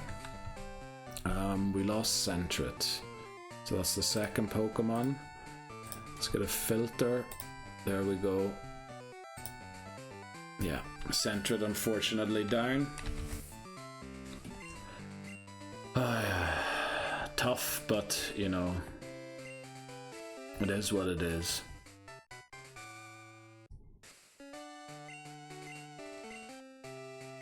Okay, we got Fury Cutter, which don't see us using that. Oh, we're poisoned. Let me see if we'll make it back to the Pokemon Center or not. We have 24 HP. That should be more than enough.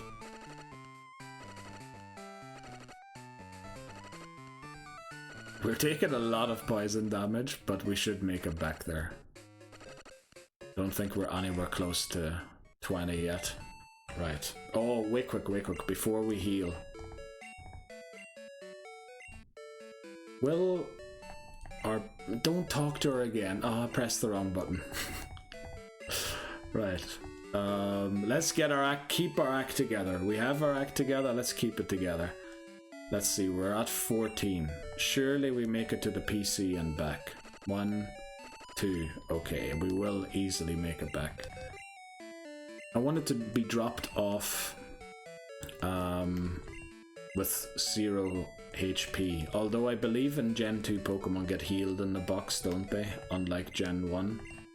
So we'll put it in box 14. Usually we used to hold a minute's silence, but I never set that scene up again after I used to have it, so yeah, let's say goodbye to Weasel. Thanks for your service, boy. Don't know why I'm doing the military thing. And then we have Togepi in box 1. Okay, we don't want to take Togepi out. Togepi's fine where it is. 1. We don't actually get the second one on the way back. Right, let's heal Pokemon. Yeah, that was a bit unfortunate. But it is the way it is. Only 1 Pokemon down, and I'd say, well... Actually, is it only 1 Pokemon down? Right, we had Hoot for Zubat. Then we have Piercing for Ghastly. What do we do against Croconaw?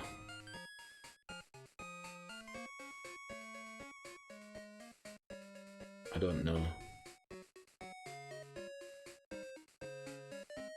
Croconaw's really tough because we don't have Bellsprout. Should we end the part here and get a Hoppip? Well, we can't train it. Well, we could train it up, but it would take ages. Damn it, what do we do? I'm very worried about this rival battle now. It was really easy last time, but we had a Bellsprout that had Sleep Powder and Vine Whip. This time it won't be that easy. Croconaw definitely has a water type move by now. Axolotl doesn't resist water, that's a bit of a pity as well.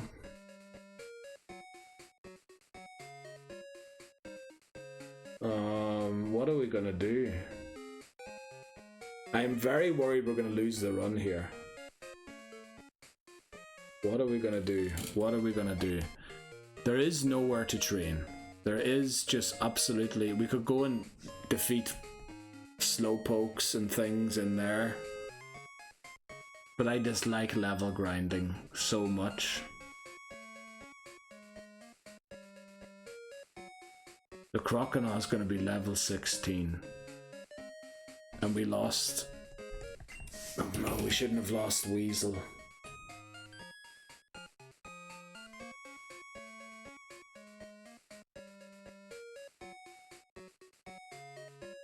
Axolotl is Slam, so it can at least do some neutral damage to it. We cannot, under any circumstances, lose Zubat.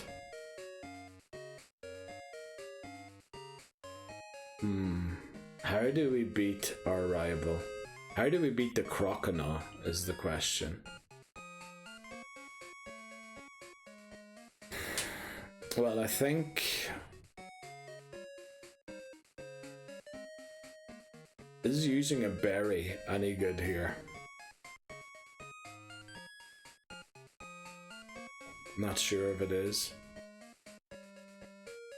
We don't have Confuse Ray yet. I don't think we can get Confuse Ray on Piercing. Let me think. Circle can only drop its defense and try and poison it, but it is 6 levels below Croconaw, so it'll probably get hammered. Hoot has Pack, Foresight, Growl, but Growl won't do much against the water guns that Croconaw will have. How do we beat the rival? This is where we would have needed Bellsprout.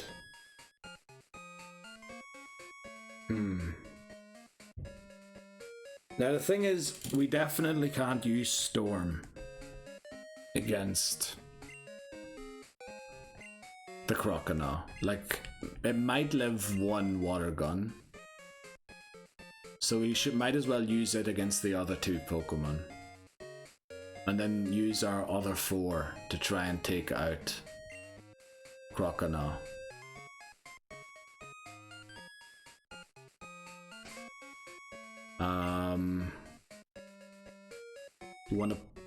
We want a Bitter Berry to give to Storm in case Zubat uses Supersonic. Then we want a Paralysis Cure Berry on Zubat in case it takes on Ghastly and Lick. We do have a Miracle Seed, but unfortunately no grass type moves. And then we have a standard berry that we could give someone, because we don't have Circles holding the Poison Barb. We give it to Axolotl.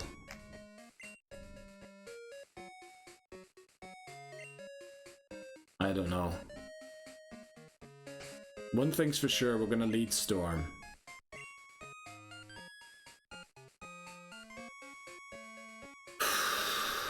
Here goes nothing, let's take him on. Okay, rival battle. And we are not prepared for this.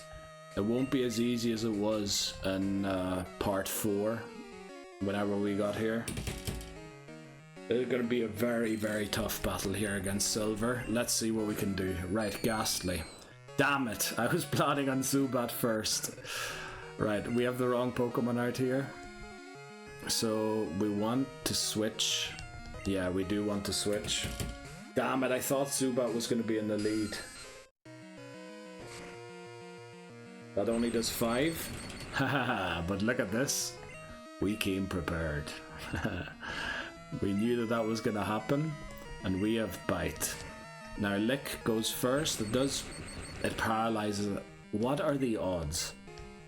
Probably quite high. Right, as long as we don't get crit or stunned by the paralysis, we should still beat it. Right, we're fully paralyzed. We still have a chance here. Now remember, oh, a crit won't do 10, will it?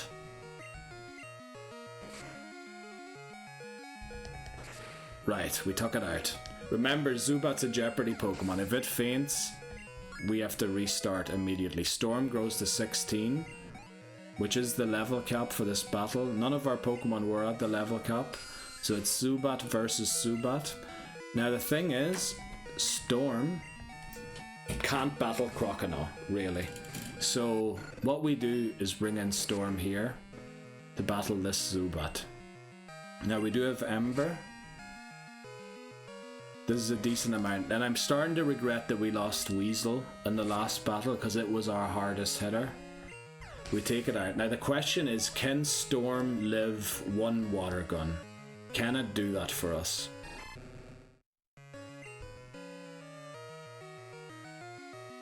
Leer or Smokescreen? Smokescreen. Can it live a water gun? That was so lucky.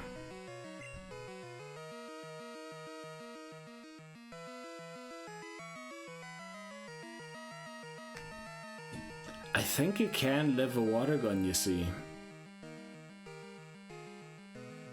And I kind of want to set up a Leer. We outspeed it, which is great. Oh, we do live it, yes. I knew we could live one. Very good. We wouldn't have lived a crit, though. Right, Axolotl, you need to do this for us somehow with Slam. Now, I know we don't resist that, and it does half of our HP. You've got to be kidding me. We're slower than it.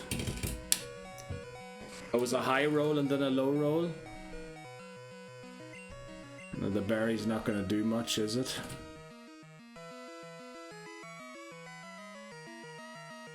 Oh, damn. What do we do here? Do we sack Circle to get a clean switch into Hoot? Who, honestly, like, what's Hoot gonna do?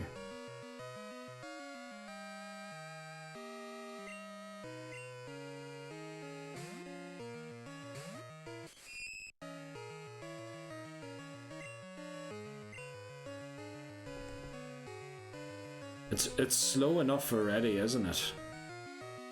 We'll use one Scary Face. It's using Leer for some reason. Right, that lowered its speed by 2 stages. Let's go for Poison Sting. I was hoping we'd poison it.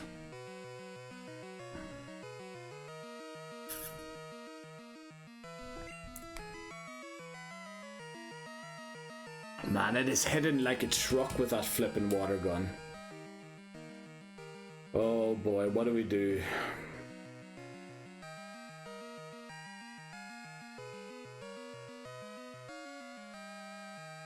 I think, yeah, we need a sack Circle. Hope we poison it or something. It misses another water gun. Hopefully we get it poisoned. Ah, damn it. Right, RIP Circle. Let's bring in Hoot. Now, Growling won't do anything. Peck's a worse move than Tackle, but at least it is guaranteed to hit. Why did it go for Scratch there?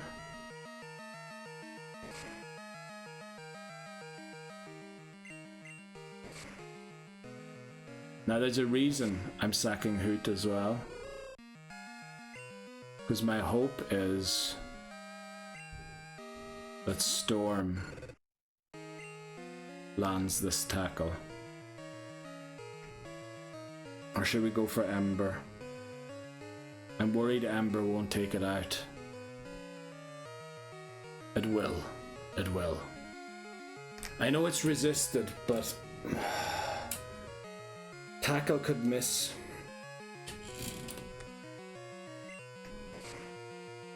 Yes, okay. Oh, we lost 2 Pokemon there, but we did it. We did it. We got past it. We still have our starter. We still have Axolotl. Those are the 2 main ones. Those are the 2 main ones we want. Right, we beat Silver. Up next is probably the ending of the video. We're going to make our way to Goldenrod City. We'll probably not get an encounter all the way there. And we'll just train up a bit for Whitney. And then we'll end the video in Goldenrod, probably. Unless something bad happens along the way. But yeah. Oh boy, I hate the week, yeah, boy. Thing is,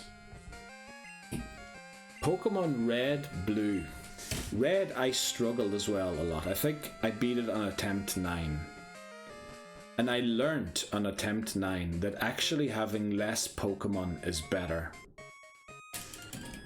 So I think the issue here is that I had too many Pokemon. Now that might sound ridiculous, but having less Pokemon means you have more of the trainer XP goes to the Pokemon that you're actually using. Like when I beat the Elite Four in Red, I only really used 3 Pokemon. I had a 4th one there to back up that was about the same level, and then 2 Sackmons. Same when I beat Blue. There was 4 Pokemon there, 3 of which were really battling, 4th was just there looking good, and then I had 2 Sackmons. Same in Yellow, honestly. I lost this 3 of the 6 Pokemon I was going to use before we went to the Elite Four. So I caught a Zapdos, then used the 3 remaining, and it's Zapdos just looking good. It didn't really battle much. So I think that's the issue. I had too many Pokemon, spread the XP too many ways. And now we should focus on not doing that anymore, I think. So let me just verify before we put them in the PC which Pokemon fainted. It was Circle and Hoot. Okay, let's update that here quickly. So Circle has fainted. Yeah, there we go. What is this? Saturation -1, contrast -1. Just because I fear that I might have to change. Yeah, that's wrong.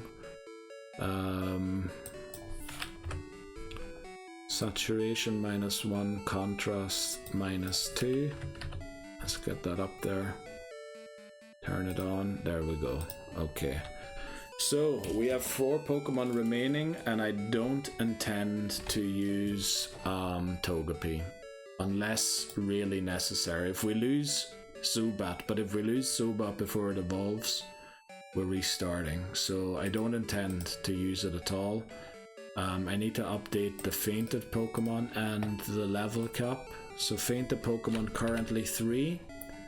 The next level cap is Whitney, I believe, and that is level 20, isn't it? It is. Okay. So tough there, very tough, but we have, I think, the 2 best Pokemon in the team remaining. I was always going to drop Sentret, I was always going to drop Hoot Hoot because we already have a flyer in Zubat that we need to use. And okay, I was going to keep Spinarak around to trap Pokemon. And I don't see... Crobat might be able to trap Pokemon. Pretty sure it can. Pretty late. Like around level 39, 45, somewhere around there. It learns the move. I think it can, yeah. So let's drop off Circle and Hoot. I'm sorry guys that it came this far. But yeah. Are we still on box 14? We are. So it's almost like I came prepared. Knew that they were going to lose 2 Pokemon. Right, Hoot, Deposit, and then Circle as well. Now I feel like I did get a bit lucky in that battle. I wasn't... The smoke screen again played its part. So it did. So we got a few extra hits in. Right. We need to buy repels for Ilex Forest. I think we're just going to pick up Headbutt and get to Goldenrod. And then we'll consider our options, I think, once we're there. We might have to end the part before we do any training. I really want to plan what we do next. We get 20 repels, that should take us to the forest. Through the forest, sorry. And can we buy Pokeballs? We can. Let's get a few more of these just to make sure that we have enough. Right, we're all out of money again. We're going to get the charcoal here off the guy. Let me look at something quickly, actually. I want to see what our Headbutt tree chances are. So, what am I doing in here? What I need is my trainer ID. My trainer ID is... Where's my phone? Didn't I just put it somewhere? Oh, wait, quick. I have to go and get my phone quickly. We're going to look something up quickly. Because the Headbutt trees depend on your trainer ID. And I had a link to that, but I don't know if I can find it again. Headbutt trees. A tool for finding the right Headbutt tree. It's on Reddit.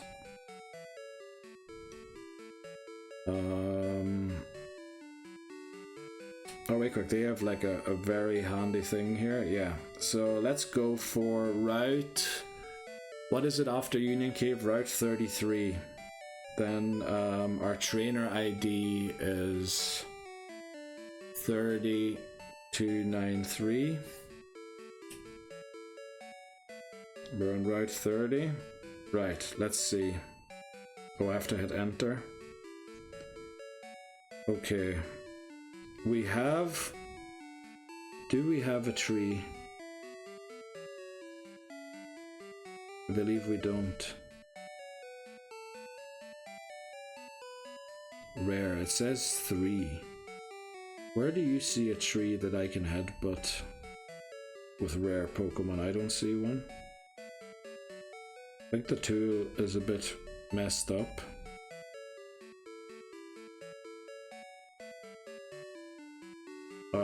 Sorry for looking this up quickly, but there's a great tool. I can't show it to you, unfortunately, because I don't have that set up. But to me, it looks like on Route 33, I don't have a Headbutt tree that will give me a rare Pokemon. Can I not click on it? No, it won't tell me. Did I put in the right one? 3293, okay. I wonder where... It says I have one, but I can't see where it is.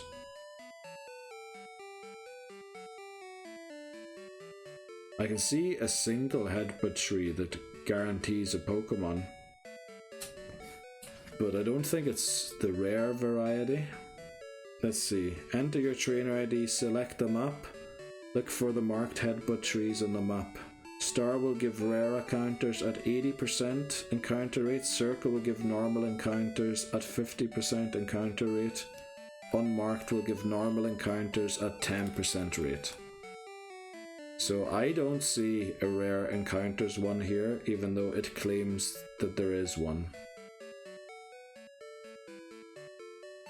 Where can it see a headbutt tree? It says I have one, but I don't see a headbutt tree on Route 33 that has a thing.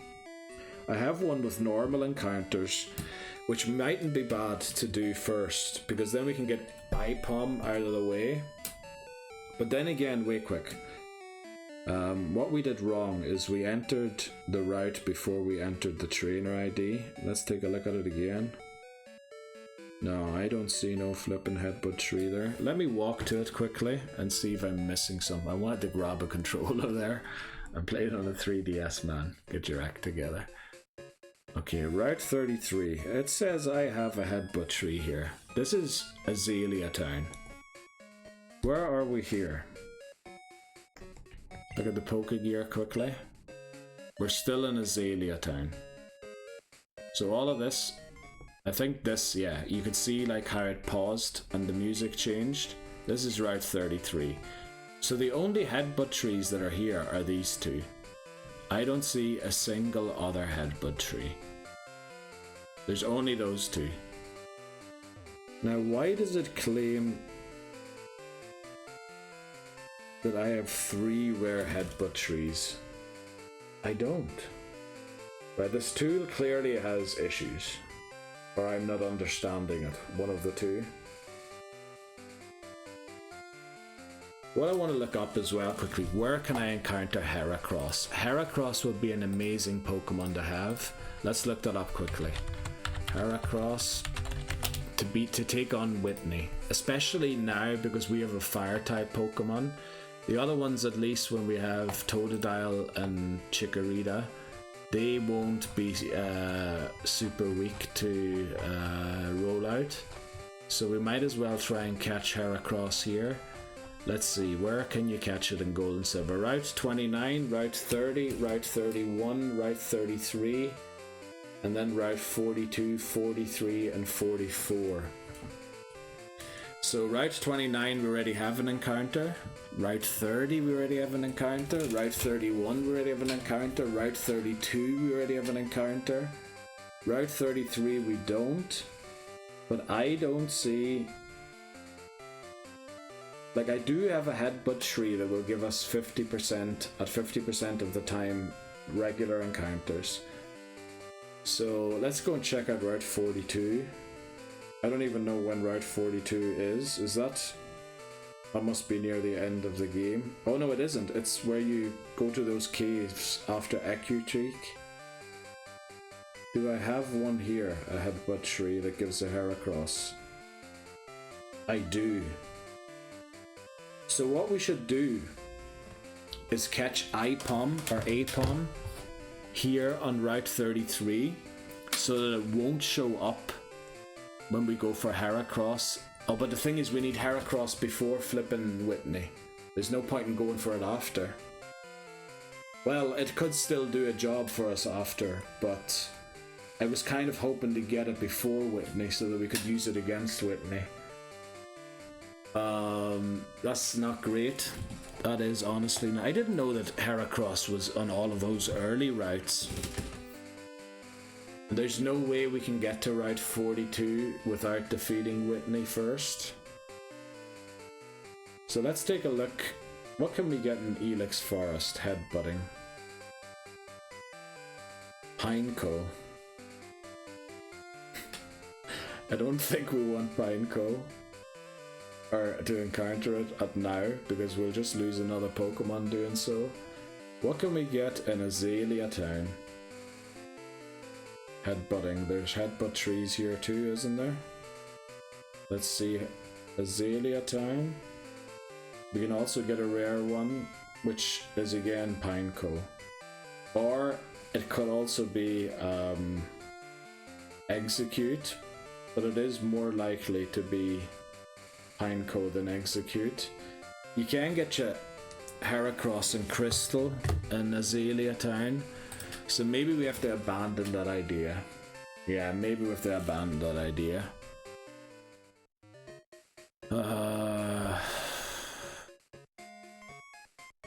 What are we gonna do? I don't think we can encounter a Pineco and come away from the battle unscathed. I think that's just an impossibility. So what we're going to do is we're going to get through this forest, get to the end of it, take on some of the trainers. Since we now know that we can't get a Heracross for sure, we might as well take on the trainers. Let's make sure we have the repel active. Use, thank you. Right, I hope 20 is enough to get us through. I know last time I only used repels until we got our encounter. But I think 20 should be enough to carry us all the way. Let's go and get this. Yeah, we're walking a few extra steps, unfortunately. A revive, we can't use that ever, so that'll be sold for money.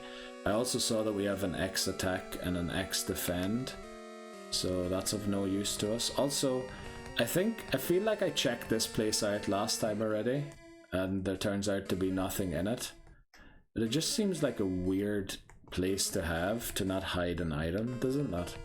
Is it to do with the Farfetch'd to try and get it? Right, repel's effect wore off already, so that's one of the 20 gone. Let's use another one, because we don't want to encounter Paras or Oddish. They will be useful as cut users in Fire Red and Leaf Green. I know I have other Pokemon available for that too, but just in case the other available ones, you know, get removed, it might be an issue. So he should give us HM01 here. Uh-oh. Can any of our Pokemon learn it? Because if we can't, we need to restart. That's one of the rules as well. Unlike other ones where you can use Feint to Pokemon, I have claimed that if you can't use a HM and you're stuck, you need to restart.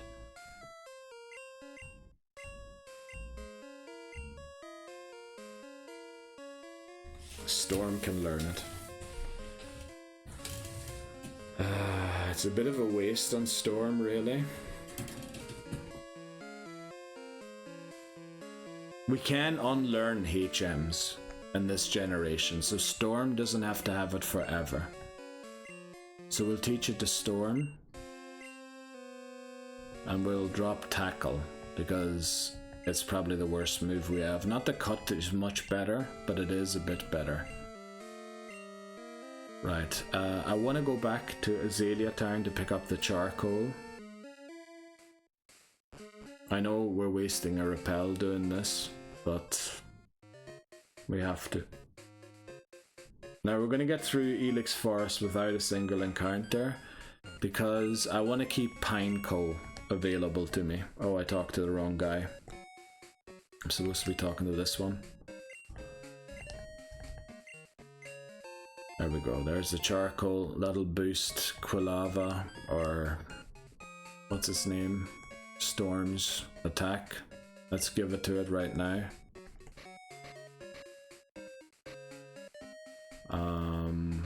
I missed it, didn't I? Let's also go and sell the stuff that we can't use. What's Storm holding? Ah, Bitterberry. We never got confused from the Zubat, so yeah. Repel's effect wore off. That's okay. Let's go and sell the items that we can't use in the Nuzlocke. The battle only and revive items. So revive we can never use, because once a Pokemon's fainted it's gone. Then we have an X attack, which is battle only. Can't use that. And then we have an X defend somewhere as well. Yeah. Okay. Oh, we had two, did we? I didn't even realize that. I wonder where we picked them up. I can't remember picking them up. Right. Let's head through Ilex Forest. Thankfully we do have a cut user. Yeah, we're at 4 hours 05 already. So we'll just get through Ilex Forest, make it to the Pokemon Center in Goldenrod City and end it there. And then I'll try and come up with a plan before I record the next thing of how we continue. The unfortunate thing is we have 2 Pokemon that are weak to roll out. 1 Pokemon that isn't, and I think 1 Pokemon that evolves before. I think Wooper evolves at level 20, doesn't it? So if we can get it to the level cap, honestly I think we're good to take on Whitney, hopefully. Someone else is going to have to sort out the Clefairy though. Storm has cut. Oh, I don't have to do it this way. I can interact with the thing. That's where we'll be catching Celebi and Pokemon Crystal. Now we are going to pick up the TM for Headbutt, obviously, but we won't be getting our encounter yet because I need a way to deal with Pineco before I go for it. Right, Repel's effect wore off. Let's use another one. Oh, we were on it already. Alright, get me out of here. There we go. I prefer it in Heart Gold and Soul Silver where this guy is a move tutor rather than giving you a TM, because if our Pokemon that we eventually teach Headbutt to faints, we can't Headbutt trees anymore. But I think there is only really Apom, Heracross and Pineco to be caught that way. This seems a little suspicious. No, okay. Don't make me use another Repel before we get out of here. Okay, very good. This woman here, I believe, is a TM for us. Yeah, I'll try and work out what we can do for getting more Pokemon. Obviously, there's a few routes available. We can go and get a Sunkern and hopefully not mess it up this time. Then we could finally use the Miracle Seed. It would also be a Pokemon that isn't weak to rollout. So yeah, I think we'll try and keep most of these trainers here available to us so that if we do get another Pokemon, we can train it. Right, I don't think there's any new encounters in this patch of grass. They're all dupes claws. A level 11 Rattata. That's quite a tough customer.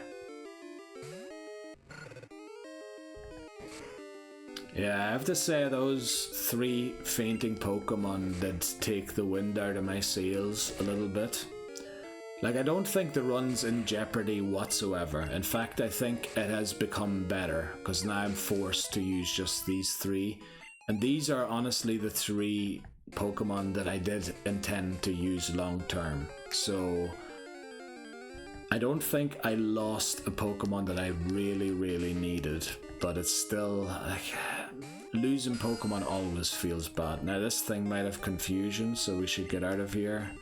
We're going to use Storm again.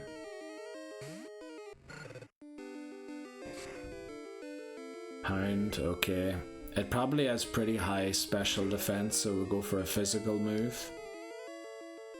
Damn it, we're asleep. Cut is not accurate either, so we're likely to miss it when we wake up. If we ever wake up again. Is it too early for it to have confusion? Because in that case, Zubat actually would have been a good answer to it. It probably doesn't have confusion, it probably only has pound. Sorry, I'm not counterbalancing the 3DS with my other hand when I'm button mashing on one side. It's only using hypnosis, trying to put me right back to sleep once I get up. Thankfully we take it out. Right.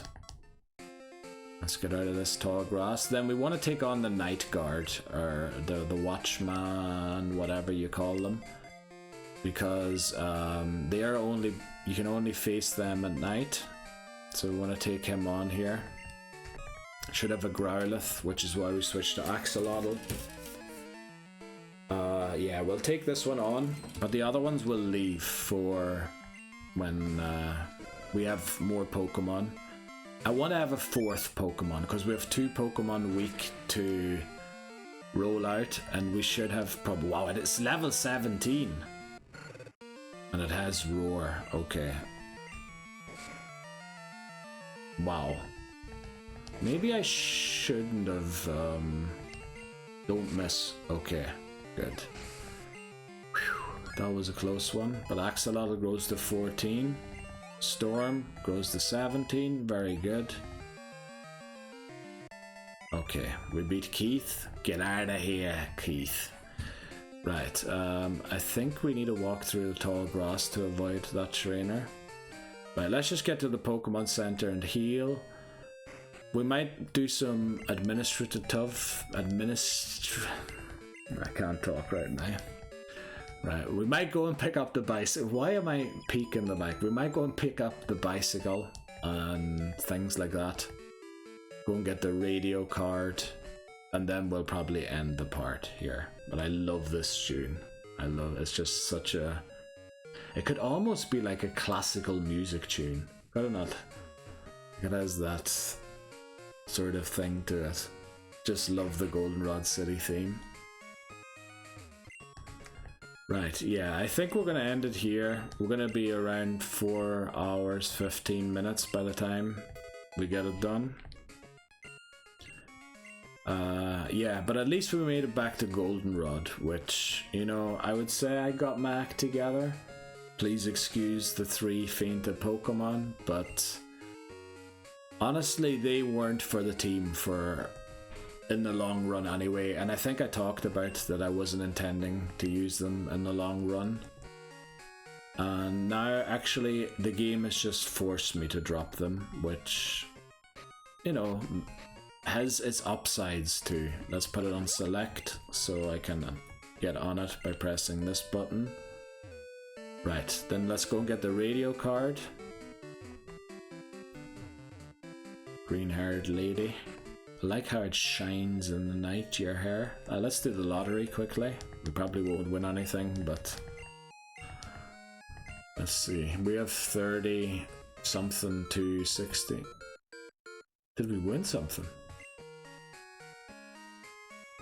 I was just gonna say, the music sounded like I won something. Right, you have a special quiz campaign going on, very nice. Good that I'm here. I would like to take part in the quiz. Can the town map be displayed on the Pokegear? Yes, it can. Can Nidorina be female only? Yes. Does Kurt, the Pokeball craftsman, use apricorn? No, he uses apricot. Is it? Oh, I just pressed there without reading the question. Thankfully we got it right. Oaks is... No, I think she's Mary and not Marie. Mary she is, isn't she? I literally said the right answer but pressed the wrong one. Okay, let's do it again. I said the right answer but pressed the wrong one. Egypt. And we know that I can do it because I got it on the first try in the other playthrough. So yes. And then yes. And then no. Yes, no. So no. Yes. And then no. I'm just gonna mash B. Mash, not smash. It sounded like I said smash, but... Right. We get the radio card so we can tune into the radio. Right, yeah, I think we'll head to the Pokemon Center and end it here. I really don't think there's much of a point in continuing anything here, because I feel like I need to make a few decisions and look up a few upcoming encounters and see what sort of a team I want to build for the future, for the rest of the game. Obviously, I can't fully control what the team will be.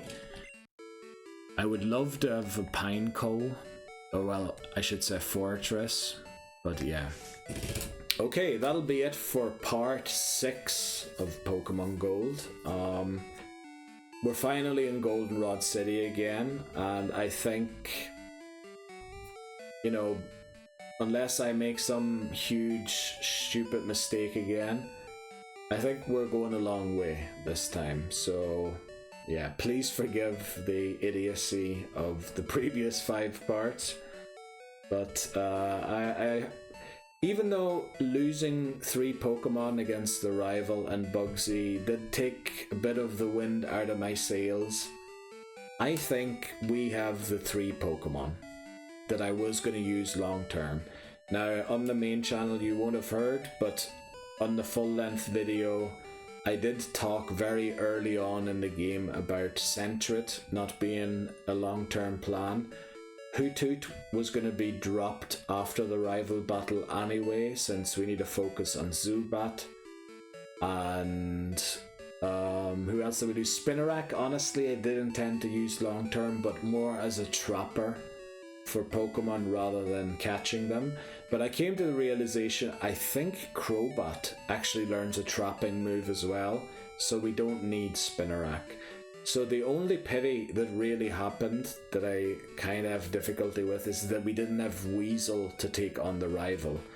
Now, Weasel probably wouldn't have done much in that battle, considering how much Scyther did to it and how much Croconaw did to all of our Pokemon. So that's maybe the one regret I have, that Weasel fainted a battle too early. But honestly, I was going to drop most of the Pokemon after the rival battle. And yeah, we didn't get any encounters along the way because I need to figure out a safe way to catch Pineco before we go after it, because it knows self-destruct, as we now know. And we only have 3 Pokemon that I actually intend to use. Actually, here's the list of Pokemon to end. We have...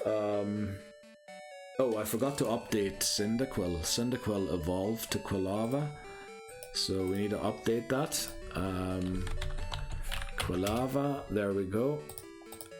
So we have Quilava, Storm the Quilava, we lost Weasel the Sentret, we lost Circle the Spinarak, and Hoot the Hoothoot. RIP to all 3 of them. We still have Axolotl the Wooper. We have the Jeopardy Pokemon Piercing Zubat, so we need to take care of it. And Togepi, I intend not to use at all. Because firstly, we had 2 normal types already. We have a normal flying type we had already. But we already have a flying type in Zubat. And we're kind of forced to evolve it to Crobat now, since we have it. Because we can't end the game without a Crobat. So we'll be leaving Togepi as it is, and using it in Silver potentially, or yeah, Silver probably, so that we can then use Noctowl in Crystal. Yeah, that'll be it for part 6. Thanks very much for watching. Let me save the game, we haven't saved yet. We did pick up the bicycle and got the radio card when we were here. Didn't battle anyone yet. Yeah, next time we'll be back with more encounters. Whitney, probably Morty, I would say we can get to. Yeah, we'll have to see how far we get. It's a new generation of Pokemon games. It's a little hard to estimate how far we can get. But yeah, I hope you enjoyed it. I hope you're as happy as I am that we finally got some progress. Well, technically we did get further in an earlier run, but all I have to do is not hit run when I encounter Sunkern, and we should be good. So yeah, I'll leave it there. Thanks very much, and take care. See you around.